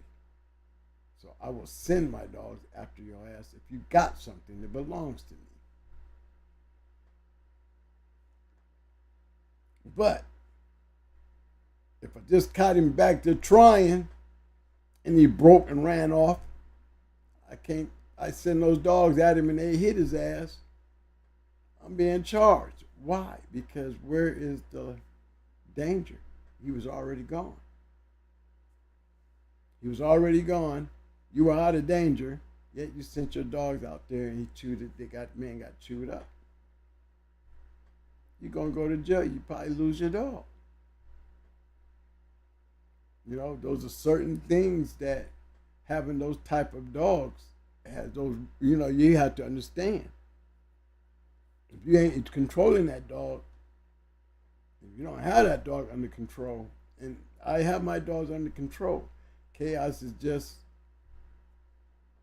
he's just got his foot stuck in one mode, and he's a COVID dog. He was raised with a 6-foot radius, and he hasn't changed it. No, if I went to any type of training to you know, deter him from that, because of the type of work, we don't need the company. We don't need the people all around us. You know, that's not what we patrol or our technical training is presented as when we go to do the type of things that we do with these dogs. We do technical protection work. But it's not meant to go stand in front of a club and wait for somebody to start fighting to bring the dogs out. No. We the guys you want to have hanging around when you want to leave the club and walk back to your car. We the guys that pull up at your house parties and take care of your parking spots while everybody's in your nice ass cars parking wherever and around whoever. Because even in those type of events, you're gonna always have that little worm, just a little squirmy ass, sneaky ass, thinking he's gonna get a lick, you know, because news travels and sometimes the news get to the wrong person and you got a problem. Well, guys that got a lot of money, they pay for that type of protection. And I rest assured, if I'm on your property and I'm on their property with a dog, then I have every right to protect your property because that's what I'm being paid to do. Now, let me be on your property with a pit bull. You know what I'm saying? Looking all like he at 38. You know what I'm saying? What good is he if he ain't there to fight a dog? Who's going to pay me to come and watch their yard or watch their house or watch their parking area with a pit bull? If he's only trained, and he's not even trained, he's conditioned to fight. He's not trained to fight because good pits don't need to be trained to fight. We teach them how to use their tool and that genetic gene that makes them want to fight. And we build on it. It's already there. We just grooming it. Same with them Malinois. My dogs are mean as shit, but we groom them. We groom them. We're not teaching them nothing. I'm not teaching them how to be mean. He's already mean. He's already mean. You know, I'm grooming him with that aggression, that meanness. You know, putting it under my control, on my needs. And sometimes, you know, you got those dogs like they said about Chaos's litter mates. You know, they were very mean dogs. Very aggressive. Females and the males, or they were all aggressive. And as they grew, they take a liking to the family, but you can't have a dog like that running loose in the house when you got your uncles and your aunts and them coming in from out of town. You're going to have to lock him up. And that's what was happening to a lot of his offspring. The father was a ring dog, and I guess, you know, people thrives on, you know, they want a protection dog. They got to have one, you know, and you're going to take a training, yeah, you said you would. But that aggression part, you know, they could never really handle that. It scared a lot of the people who had bought them because they were very aggressive dogs. You know, I mean, very aggressive. You cannot be lacking with such an aggressive dog around. You know, yeah, he won't do it to nobody in the family because it's the people he grew up around. But, you know, do you feel safe playing in the yard when you got people coming over? Or kids playing in the yard, want to play tough or play tackle football? Where he's become part of the family. You know, he barks and he growls when you're in the car. He barks and he growls when he's at the house. Let people know he ain't nothing to be played with. But all it takes is one mistake. And everybody that had one of those dogs made a mistake evidently, where they was concerned. And when they bought the dogs back, what good is it to bring it back to the owner? They already paid for. Wasn't no need to resell them because these dogs have got a little older and they never did forget the owner, the one who actually bred them. They never did. And even Chaos, mean as he is, he know his mama. When I say his mama, the woman who bred him, he doesn't have never showed any aggression to her ever to this day. So, but everybody else, stranger danger. But when it comes to too much, it's one of them scenarios. When it become too much. You bought the dog, you took him home, you raised him, and then now he became too much. What you mean by that? You didn't do proper training, and his aggression became too much. We do the same old thing with the pit bulls. You're not fighting the dog, but he's sitting out there on the chain looking like he should be fighting. Because that's all he wants to do. You can give him all the ropes and the tires and the tug of wars and that'll keep him busy. That'll keep him busy. But it'll never change his mindset on what he really want to fight. They're competition dogs, like the Malinois. They're competition dogs. What do I mean by competition? They want to compete. My dogs love it when we doing tactical work. Love it. They want to see that bodysuit. They want to see that creepy, sneaky guy. That's the big part of the day, to get to that part right there. They're excited to be able to attack something and be so aggressive with it because it's like, they finally got a chance to get it off. It's the same thing with the pit. Same thing with the pit. He could be a treadmill, he could be a wall climber, he could be a weight puller.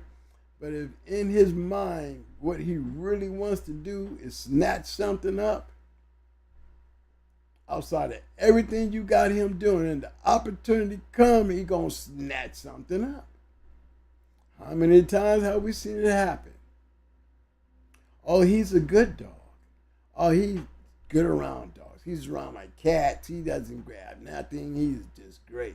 But then that one day, that one thing that you saw in your dog showed up because it don't take but one time.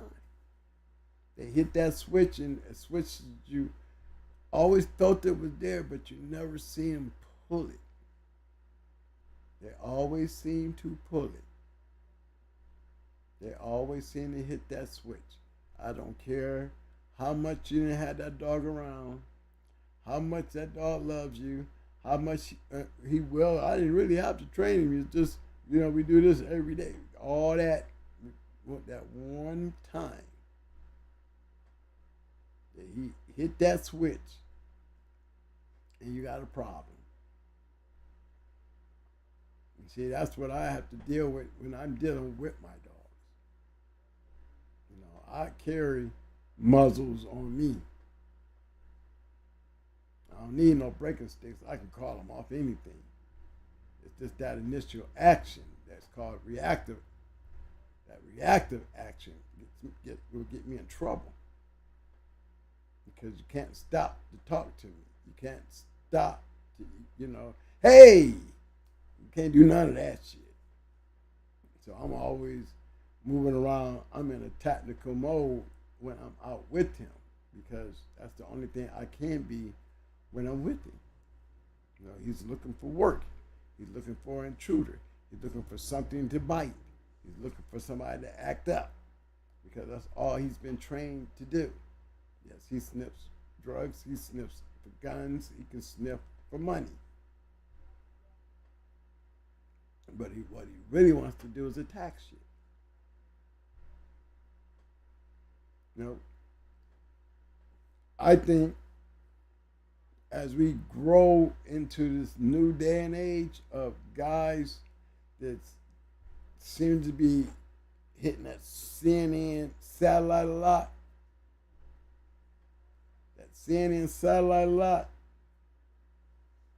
I think that's too much. Not the satellite, but the fact that he has a satellite that he can keep bringing these things up. That's a lot of things he's bringing up. That's too much. You know, not the fact that he's bringing them up. The fact that it's happening too much. See that? Too much. This is the state that we're in when it comes to pretending these pit bulls. You might be raising your dog that got treadmills, got all the medicine, and don't do nothing with your dogs. But based on everything that's been going on that has become too much, you fall in that crack that you can be a victim. You fall in that area where you have to stand there and speak up for your dogs, as you would say. Or if you got a lot of dogs, have to deal with that one question that when they come out there on your yard and they see you got over 10 dogs, that they say, why do you have so many of these dogs? Is it a question to ever answer? No. You know, one thing that you need to learn when it comes to dealing with animal control, you don't talk about nothing.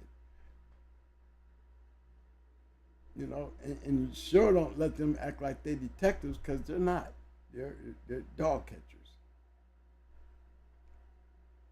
You know, so many of you guys be so quick to go show off your yard, and then a lot of you guys be like, they don't need to come back here. You know? Shoot. You safer with that attitude than you are the person who wants to be quick to say, I'll take care of my shit. I'll take care of my shit. And open up. You know? But remember, they're trouble anyway because they want to be police. They want to act like they're the police. You know, they want to get on the news and make up some little line. Oh, it's so cruel. It's so, I don't understand how anybody can do this. Yet, we pay all this money again for those shows that come up, pay per view, just to see that kind of stuff. Just to see that kind of stuff. And you would call a dog fighter the mud of the earth when it comes to animal lovers. Well, they said the same thing back then when they was fighting them and people was talking shit. You know, damn, this sounds like a little like you know, like slavery. You know, you used to do it, but you know, it eventually became wrong to do. You see what I'm saying? Well, it used to be cool to do. The dog fighting was real cool to do back in the early 30s when they was having conventions like it wasn't nothing. When, you know, they were gentlemen. Times changed. And you ask one of them, back then, they'll say, y'all doing too much. That's what's wrong with the game. Y'all doing too much. Let me take my phone here. Doing a lot of dinging. I know. I have my daughters be out there watching the show. I think one of my daughters is out there. Rev, you're out there, baby girl, really well. Dad says he loves you. Thanks for stopping in.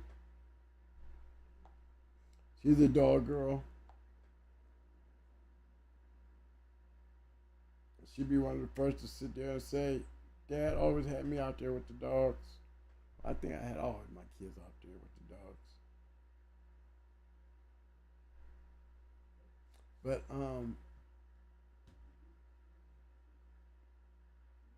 one of the worstest things that I seen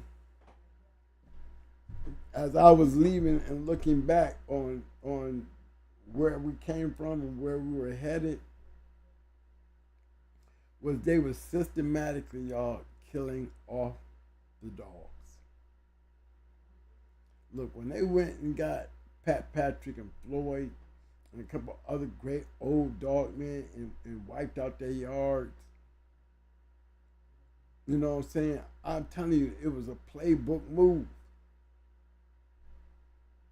It was playbook. They was using the books. They was using those books. They was using the it bearings. They was using the stories of the great dog men like Floyd. You know, you can't sit there and say, hey, the man had a lot of the yard. He had a whole bunch of dogs. All his dogs showed up in the fighting dogs that they had. They're in books. They couldn't even use the books. Remember, Floyd and Pat Patrick, both their cases got dismissed. But they lost dogs.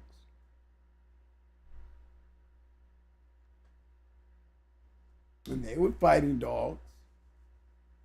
Can't say that they weren't. That was the main reason why they attacked them. Because they felt like they was the key to those fighting dogs. Hey, maybe we might not make a stick, but we kill their yard, we'd kill off a whole line of shit that's coming off of these guys' yards. It goes so many years down into the past. These is great dogs. We kill these off, we can stop that. And they start hitting those big kennels. I'm talking about the big kennels. Look how they targeted Stone City. Look how they targeted Victor and kind of forced Victor out of Miami. No, you needed to go back to Ecuador. Your name was ringing too much. You know what I'm saying? Again, there that word go again, too much. You know? So I think everything when it comes to the game as a whole, when it comes to this particular breed, that too much thing is the most relevant thing in today's world as far as the American Pit Bull Terrier. There's too much going on the internet.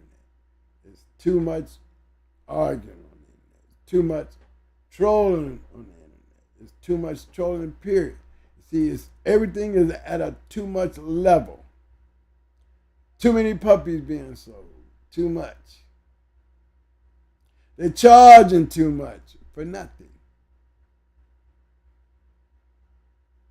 You know what I'm saying? Everything got a too much to it. And when you say that and you start really thinking about it and realizing it, you know, you got to go back to that one thing when I was talking about waking up this morning, walking out on your yard. You feel like feeding the yard this morning? Do you feel like taking care of your yard this morning? How many days out of the year do you do that?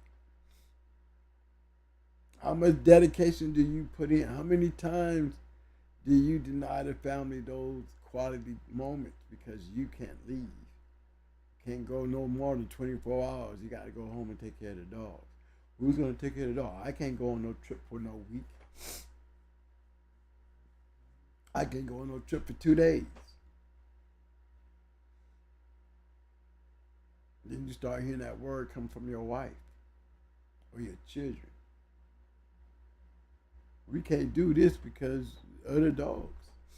No, that becomes too much.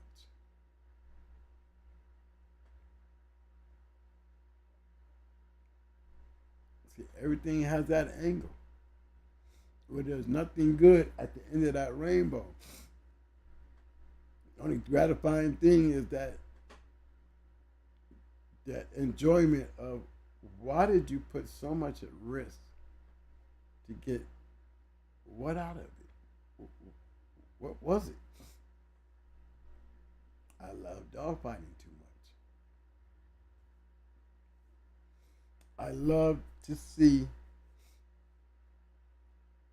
a true animal competitive in nature.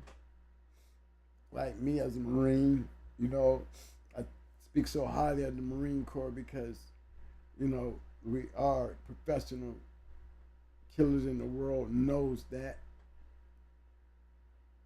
They know our abilities. They know how the government has programmed Marines and why there are so many of the few and the proud, yet the spirit point of every military engagement when it comes to doing some clear all-out damage. You send in the nut crew because most Marines, they come home with PSTD. Shit, most of them get screwed up coming out of boot camp because the programming that they put you through. Military government got a handbook to create these type of monsters, turn us into great shooters.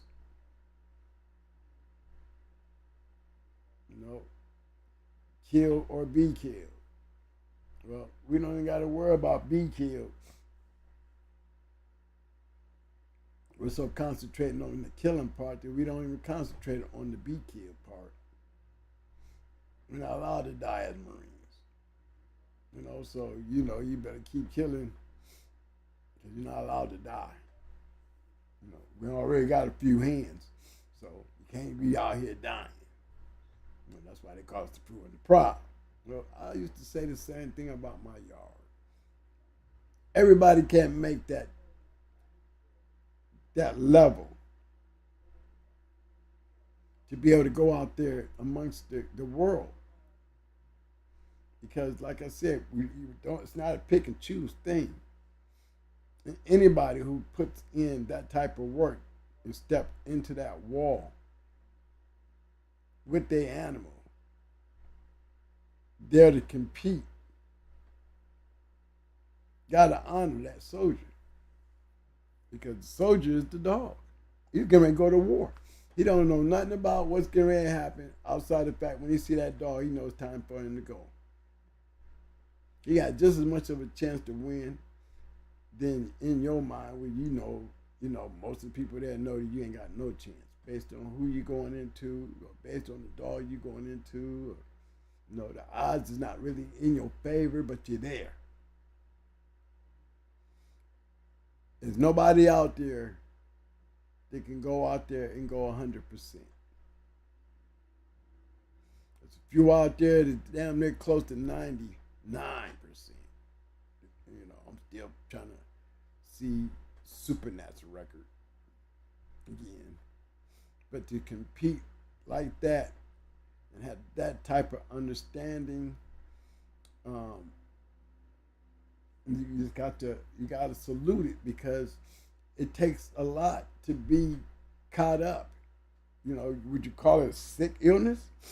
Would you call me sick because I love my dogs that much? You know what I'm saying? Can they call me a cruel person because I fought my dogs? Yeah, that's what they do.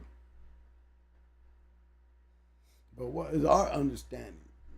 I'm looking like Earl Tudor and all the other great dog men that had to get up early in the morning with the family to go out there and take care of a bunch of damn dogs.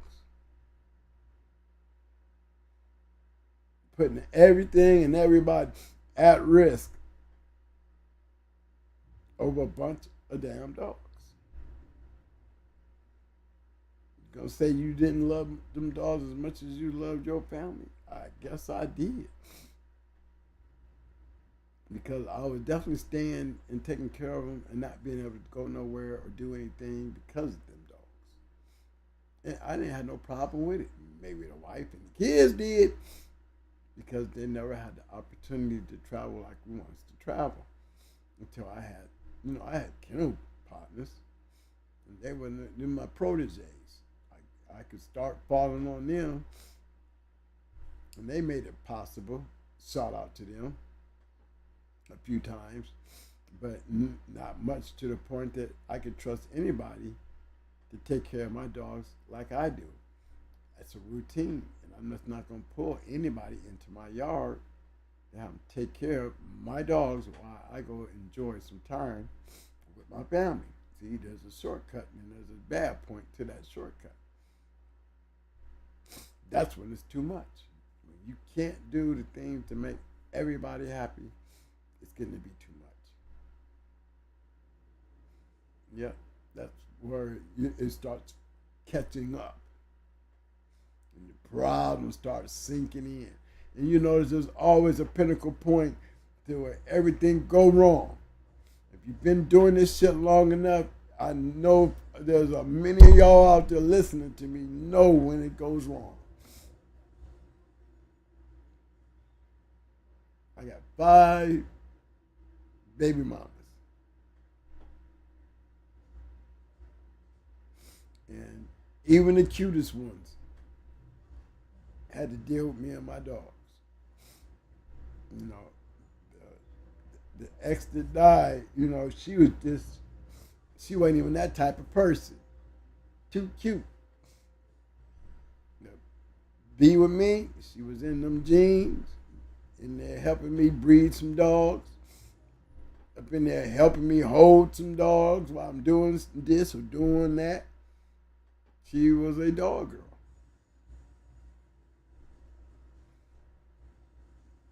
Yeah, I mean, you got to be one to be with one. You got to be one to be with one. You can't be like, I don't fuck with them dogs, and I'm fucking with him, but I ain't fucking with them dogs. Well, guess what? You have to be fucking with them dogs, because a lot of this shit is revolving in your relationship has everything to do with those damn dogs. And again, think about it. You ain't gonna tell me that's too much. To have to get down to that with the people you love, yeah, that's too much. That's too much. Even when you know we right, we love our dogs, fuck that, we gonna do what we do. But come on, y'all, that's too much. It's too much. So I think that was the point of the show tonight, about the too much, like he was saying about too much medicine, not knowing what you're doing. I mean, everything has a too much to it. And to me, these days and age and everything built around the American Pit Bull Terrier is way too much. The selling of dogs is way too much. The cost of the dogs, these dogs ain't matching shit. These dogs ain't doing shit. You're playing with the papers and you're seeing dollar signs, but you're not seeing the dogs. Everybody is got an angle. Some of us feed dogs just to feed great dogs. Some of us get dogs to sell dogs, and want to have great dogs, so you have great pedigrees, but you still want to sell those dogs. You still want to breed those dogs. You still want people to buy those dogs.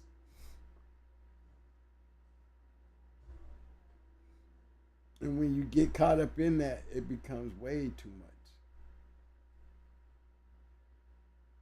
Because that's one of the hardest things and the easiest way to get in debt and in trouble. When you're trying too much and you're doing too much. You got all these breedings and you steady having all these puppies, and after a while it becomes a total mess, because raising puppies is a messy job. And for me, I don't like dog shit. Oh, believe me. I keep trying to tell Mike he need to give me a video day of, of me cleaning and taking care of the dogs. What is the daily routine on how we get that done? Just take a video and look at the things that around me. The things around me. How I keep puppies now compared to the way I used to keep puppies. How I would raise a dog now compared to the way I used to raise a dog. There's no such thing as having them on chains no more. For those that's fortunate enough to live out there in the country and have that freedom and just to be able to maintain a bunch of dogs. You're part of the few, and you should hold on to that with all glory moments, because you'll be the last survivor. They'll clean out the city before they get to you. The only way they get to you is somebody didn't, unless you were Tom Gardner or one of the great ones, they won't get to you unless somebody mess up real bad. That's all it takes, somebody to mess up and then put the trigger on you, and you ain't even did nothing. Shit, he got 20, 30 dogs over at his house. Yeah, he do. Yeah, he be doing it. He got dogs. He got pit bulls. Well, you ever see him do anything? Yeah. That's what he got all them dogs for. Man don't even know you. All you know, you got a bunch of damn dogs, but it's enough to put a radar in your zone, including you in it. That's the type of radar that come with their own story. Regardless of what they see, you have everything right, they're going to see something wrong. Then it becomes you against them. Best thing to do is never have them around you. At least have them to the point where they see cameras, then that makes them afraid. Because they don't want to be caught on camera doing nothing wrong. That's why you always got to keep cameras in their face.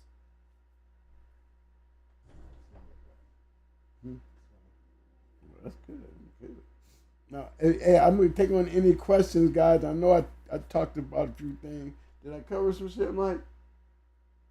Basically, what was you looking for? Some of the too much conditioning was bad. Too much. Yeah. Too much everything. Too much syndrome. Oh, that's what I covered. I mean, the family life, too much. I went over all that. Because there's a lot of too much in today's. Too much now. I mean, in 2024, too much. Too much syndrome. Just a too much syndrome. I mean, you guys and came to that conclusion, hey, this shit is not cool. I mean, guys and started selling off dogs because it's too much. I mean, what are you doing with a yard full of dogs if you ain't fighting them anyway? It's too much. You ain't got them business having that many damn dogs. For what? Just to say you got them? Just to say they bred like this? And if you ain't doing nothing with them, then you got way too many dogs. Unless you want to go on YouTube and walk your yard and brag about your shit, you'd be like Triple J. You can become real famous doing that. Thompson and them, they did good years of showing their yards and shit like that. Got a good old following. But look, even in that shining light, it is trouble lingering. At some point, hey, somebody doing too much. If you wasn't doing nothing, you still was doing too much. Too much of nothing. The situation you get in, you know what I'm saying? You ain't doing nothing, and that's why you're in trouble, because you've been doing too much of nothing. You're doing something, but it wasn't nothing you was doing. But it was too much of nothing with too much of something. They gonna look at you like, hey, all they gotta do is tag you. You're a dog fighter. Now it's on you to work on that shit. My question is, you get caught up in some shit and they don't come and take your yard, then guess what? Don't call my phone.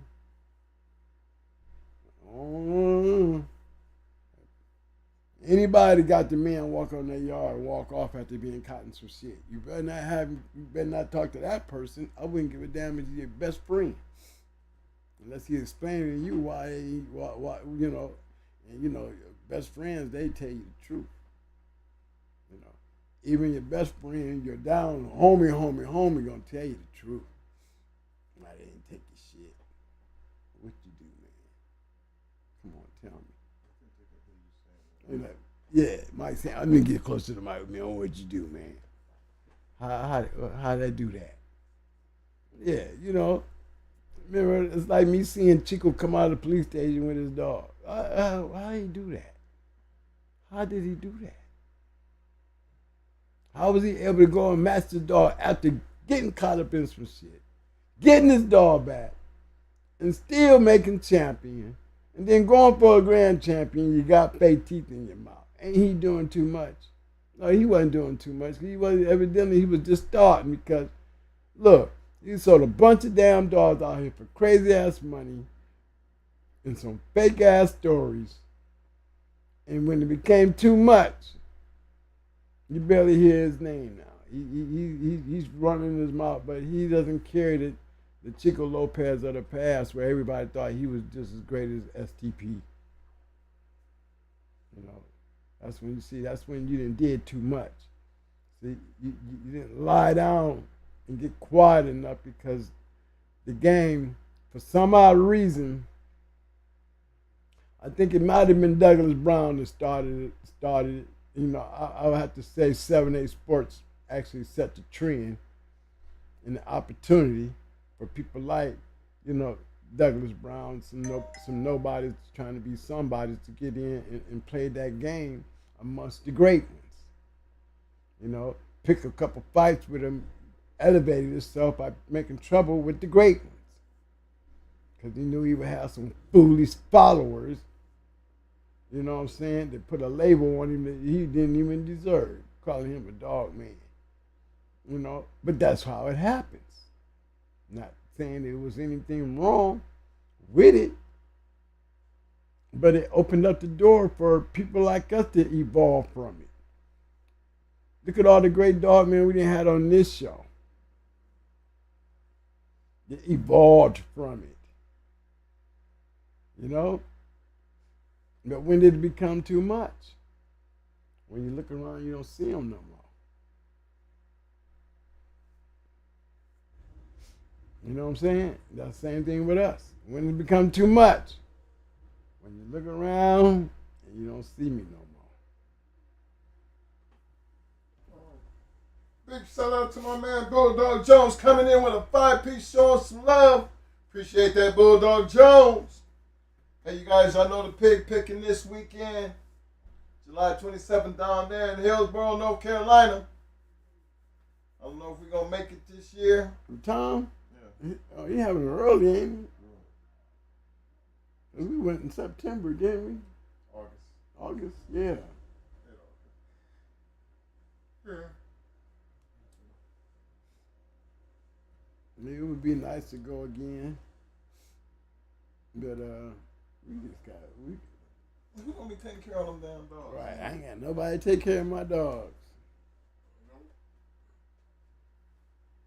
Too many dogs to deal with. Friday next year. Just don't have that. I hope this is it for these motherfuckers in this damn thing. Yeah, that just came up on me like real bad. Real quick. Too many dogs, nobody to take care of them. But hey, I would like to do this though. I want suggestions. Y'all got an email address? I know it's up there. Y'all start sending in questions and stuff. I want to start intertwining with the chat room and the people. Because you know, when's the last time I had any interaction with the community? It's like I go into the booth, get in front of the camera, and just talk. I don't talk to nobody. I talk to everybody. You know, I'm telling Mike, I'm trying to get outside this, and on top of that, I'm trying to interact with some people. You know, we don't interact because everybody's so busy listening. You know what I'm saying? You know, we wait on questions and comments, but for some reason on this show we don't get those. You know what I mean? We don't. So we enjoy it and give you what we got. But after so many of them, I need to start doing some rewinding and going back on some of the older shows because a lot of questions, and you be telling people, yeah, just go back to the videos. There's so many damn videos and there's so many pieces to the puzzle. You literally got to go through all the videos to get, to really put it together. Who would do that? But to be honest, you should. A couple of days of work, just hit and play and start from the beginning. It'd be a good thing to get through a day's work. I caught myself doing it a few times. Just pulling out a video and just playing the shit, not even, getting away from it. It's actually me and Mike doing this shit, but literally getting in there and enjoying our own show. I'll be on some GH.CH shit, doing something and be with my earphones listening to the show and be tripping out on myself. So I'm trying to get back to that. I'm tired of sitting in this chair talking to y'all and I ain't got nobody to talk to. I ain't got nobody asking me questions. I ain't got nobody doing nothing. Need y'all help.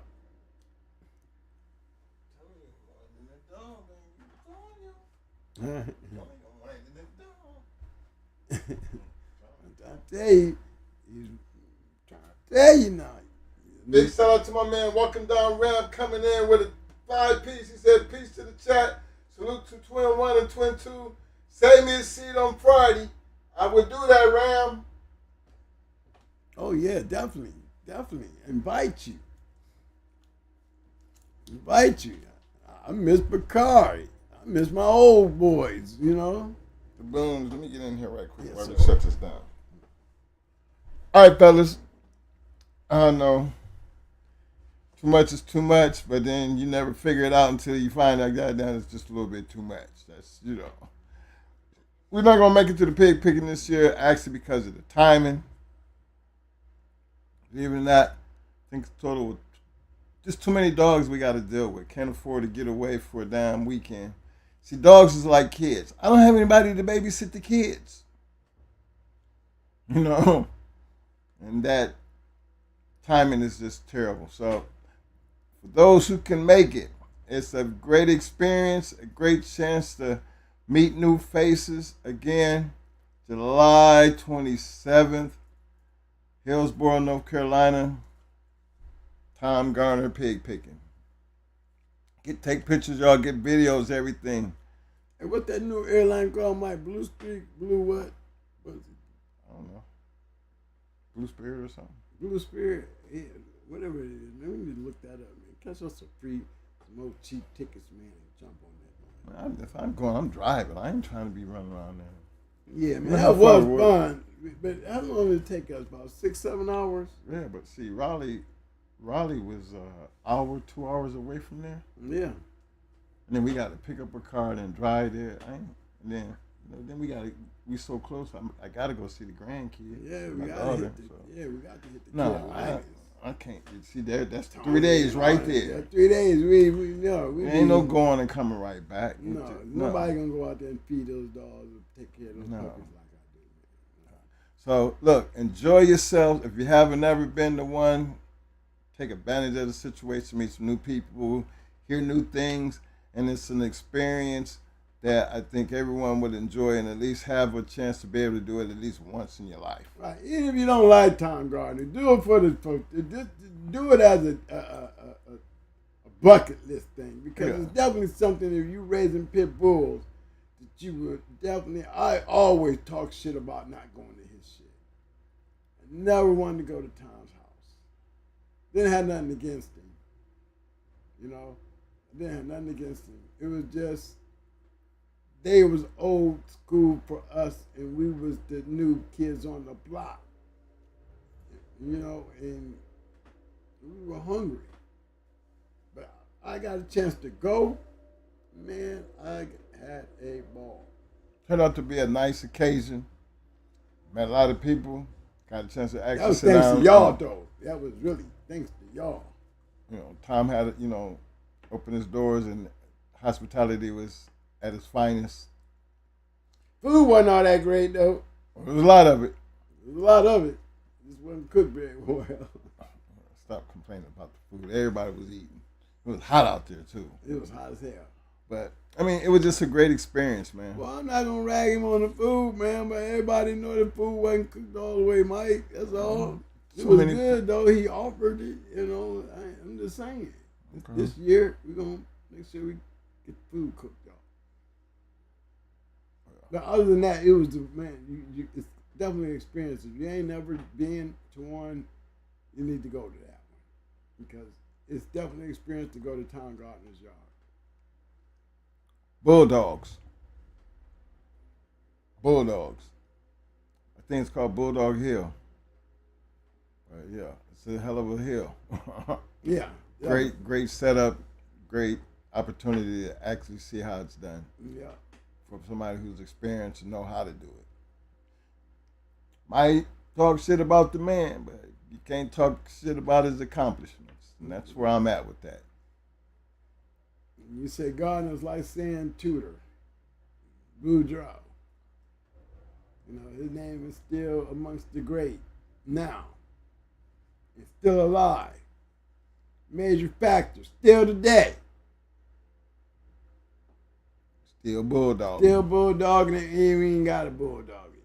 It's just the name itself carries a brand on its own. You need to go and see why. I did. Changed my mind about it. Enjoyed it. Really wish I could go this year. Can't make it. But I'm definitely encouraging you guys, if you ain't never been, to go and check it out. Engage. Check it out. See what's happening. You love it. You have a lot more respect for the game. Put it that way. Yeah, definitely. Hey y'all, we're gonna be getting up out of here. I know we might be back here Friday. Yeah, we'll be back here Friday. Don't know how, but we're gonna make it happen. My man walking down ramp, saving you a spot, bruh. You know, I really don't know what the show gonna be about until Friday, about 5 minutes before that time period. But nah, I'm gonna do better this time. You know, for some reason this summer, these last couple months been just full of just everything. Hospital visits, people dying, funerals, all kind of craziness. And it's time to just weather the storm. Hey, but something my brother said that he's definitely right about. Yeah, I've said this before, and I'm more encouraged to say it now with some conviction. You know, I was upset with myself because, you know, we have all this merchandise around here, and we have been planning on doing a lot of things, but things have made it hard for us to, and I say this based off of as being older men. Because I think if I was younger, I would knock all this. You know, things wouldn't be as bad as they are for me. And I say that because our health shit. You know, sometimes y'all see my brother sitting here and like now I be talking, then I happen to be actually looking at the screen and his eyes be closed. You know what I'm saying? But trust me, y'all, there's a reason why that happens to him. You know, my brother could actually be walking down the street one day and just fall out because his body shuts down on him, just like that, out of clear blue. He don't talk about it, but it happens. And you have to understand that when you're living with stuff like that and you feel like you're doing too much, you know, who's to tell a person like him or me what too much is? Our bodies. So a lot that we have had to learn to adjust to that we're not used to. And it puts a lot of strain on us, but we still be bulldogging. That's the thing. I think I've always felt that if we can't do it the way we want to do it and do it to the best of our ability, then at some point it's time to let it go. I'm almost headed in that direction. So, one thing that I promise you, um, we're gonna do our merchandise thing. We're gonna get those things out the way. I'm going to do a finale videos. I'm going to just put everything together. And the reason I don't jump in that, because I know when I get into stuff like that, that takes time. And sometimes when you're on this crazy ass medicine and doing all these damn crazy ass tests, the last thing you want to be bothered with is things that make you have to think. In these last couple months, we have had the inability to think with so much that's going on. Simoto he got his dogs back, so he spends his time taking care of his dogs, something that I didn't never think he would get back into doing. Where people needed help. Well, that's all that was. This kind of doing what we're doing here brings people's attention, and everybody needs help, and he don't know how to say no. But again, I don't sit here and make excuses. Actually, what I try to do is prepare you for things to come. Because we understand one thing, tomorrow is never going to be promised to us at this point. So we try to live the best life we can live. And the last thing I would want to do is act like this is not part of that life that we wanted to live. Being that we started it, we're going to enjoy it, and we're going to do it up until we don't or can't do it anymore. So that's where we're kind of at. So we're going to pump up the volume a little bit on the way out. Put it like that. A lot more videos, a lot more interaction, and just to see how we can bring the community just a little bit closer with a little bit hands-on on how to do these things, so at least we can get that documented and part of the things we have done. Because we always sitting here talking, but you never really do actually get a chance to see what we actually do. And being that we do have dogs and we do still work with our guard dogs and Mo's way of dealing with puppies and the medicine, I always feel like, well, we need to get that documented. Just get them an idea of what it looks like every day and how you do it. So I think we're going to start incorporating that a little more. It's going to just be a whole new format. And I think if I do, God bless us, we're going to do I'm going to give us 1 year. 1 year. And I say that because I know that's going to be the last year. So bear with us. Get ready to enjoy the ride, because it is fixing to be one hell of a ride. Believe that. And I don't say that, lightly. Because, that last hoorah, we generally have a bomb when, it's all in, all time in, and say we went out with a bang. So until then, I need y'all to keep supporting the channel. Keep giving out that positive vibe. When I mean positive vibes, talk to each other. It's still a community. I don't see much back and forth, but I still see we still have issues. And I don't see enough the progression of what the future is going to look like. I'm still waiting. But that's why I talk to you guys, because I don't hold that back. I let you know what I see, and I know what I see. So as a community, the only way it's going to change is the people who is involved. Some of the faces, and all the time that I look at who's in the chat room, I look at the places around the world and the people, what part of the country is actually watching these videos. I know y'all out there, so I speak to everyone that my voice and we can reach out to. Participation is a must. Support the channel, support everybody who does what they do, and then you come together with a single cause and you make it happen, Captain. Don't talk about it, be about it. Remember, we always, we always scratch the wind. We'll see y'all Friday. Until then, man, y'all stay safe. And let me get this music cranked up, baby. Love y'all, man. I didn't even give him the thumbs up, thumbs up. He didn't even do the thumbs up. Y'all did it all anyway, but I'm going to do it anyway now. That's right, baby. Show the love. Thumbs up, thumbs up. Thumbs up, thumbs up. Muscles. Muscles. Y'all gave us some muscles. And I love it. I love it because you gave up the roses. Roses. We need them damn roses. Thank you, fellas. Appreciate that, fellas. Way to step in there and hold it down, man. Way to hold it down.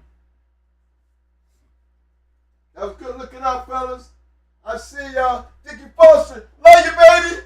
Love you, Dickie. Burning Star. Courtney. Love you, fam. Ram. I know you out there, fam. Mad Doctor. All y'all fellas. I see you. K-Walk. All you my boys. I see you. You see you.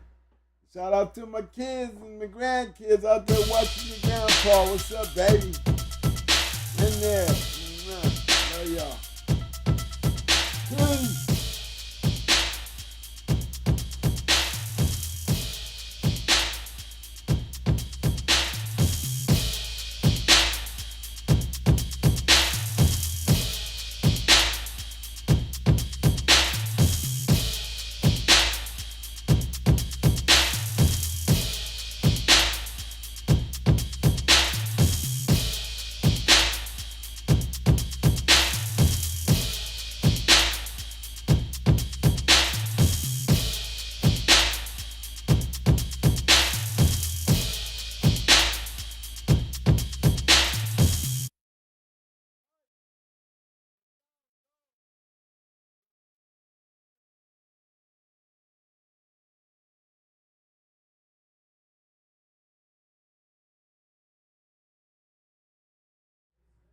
My bad, my bad. Replay.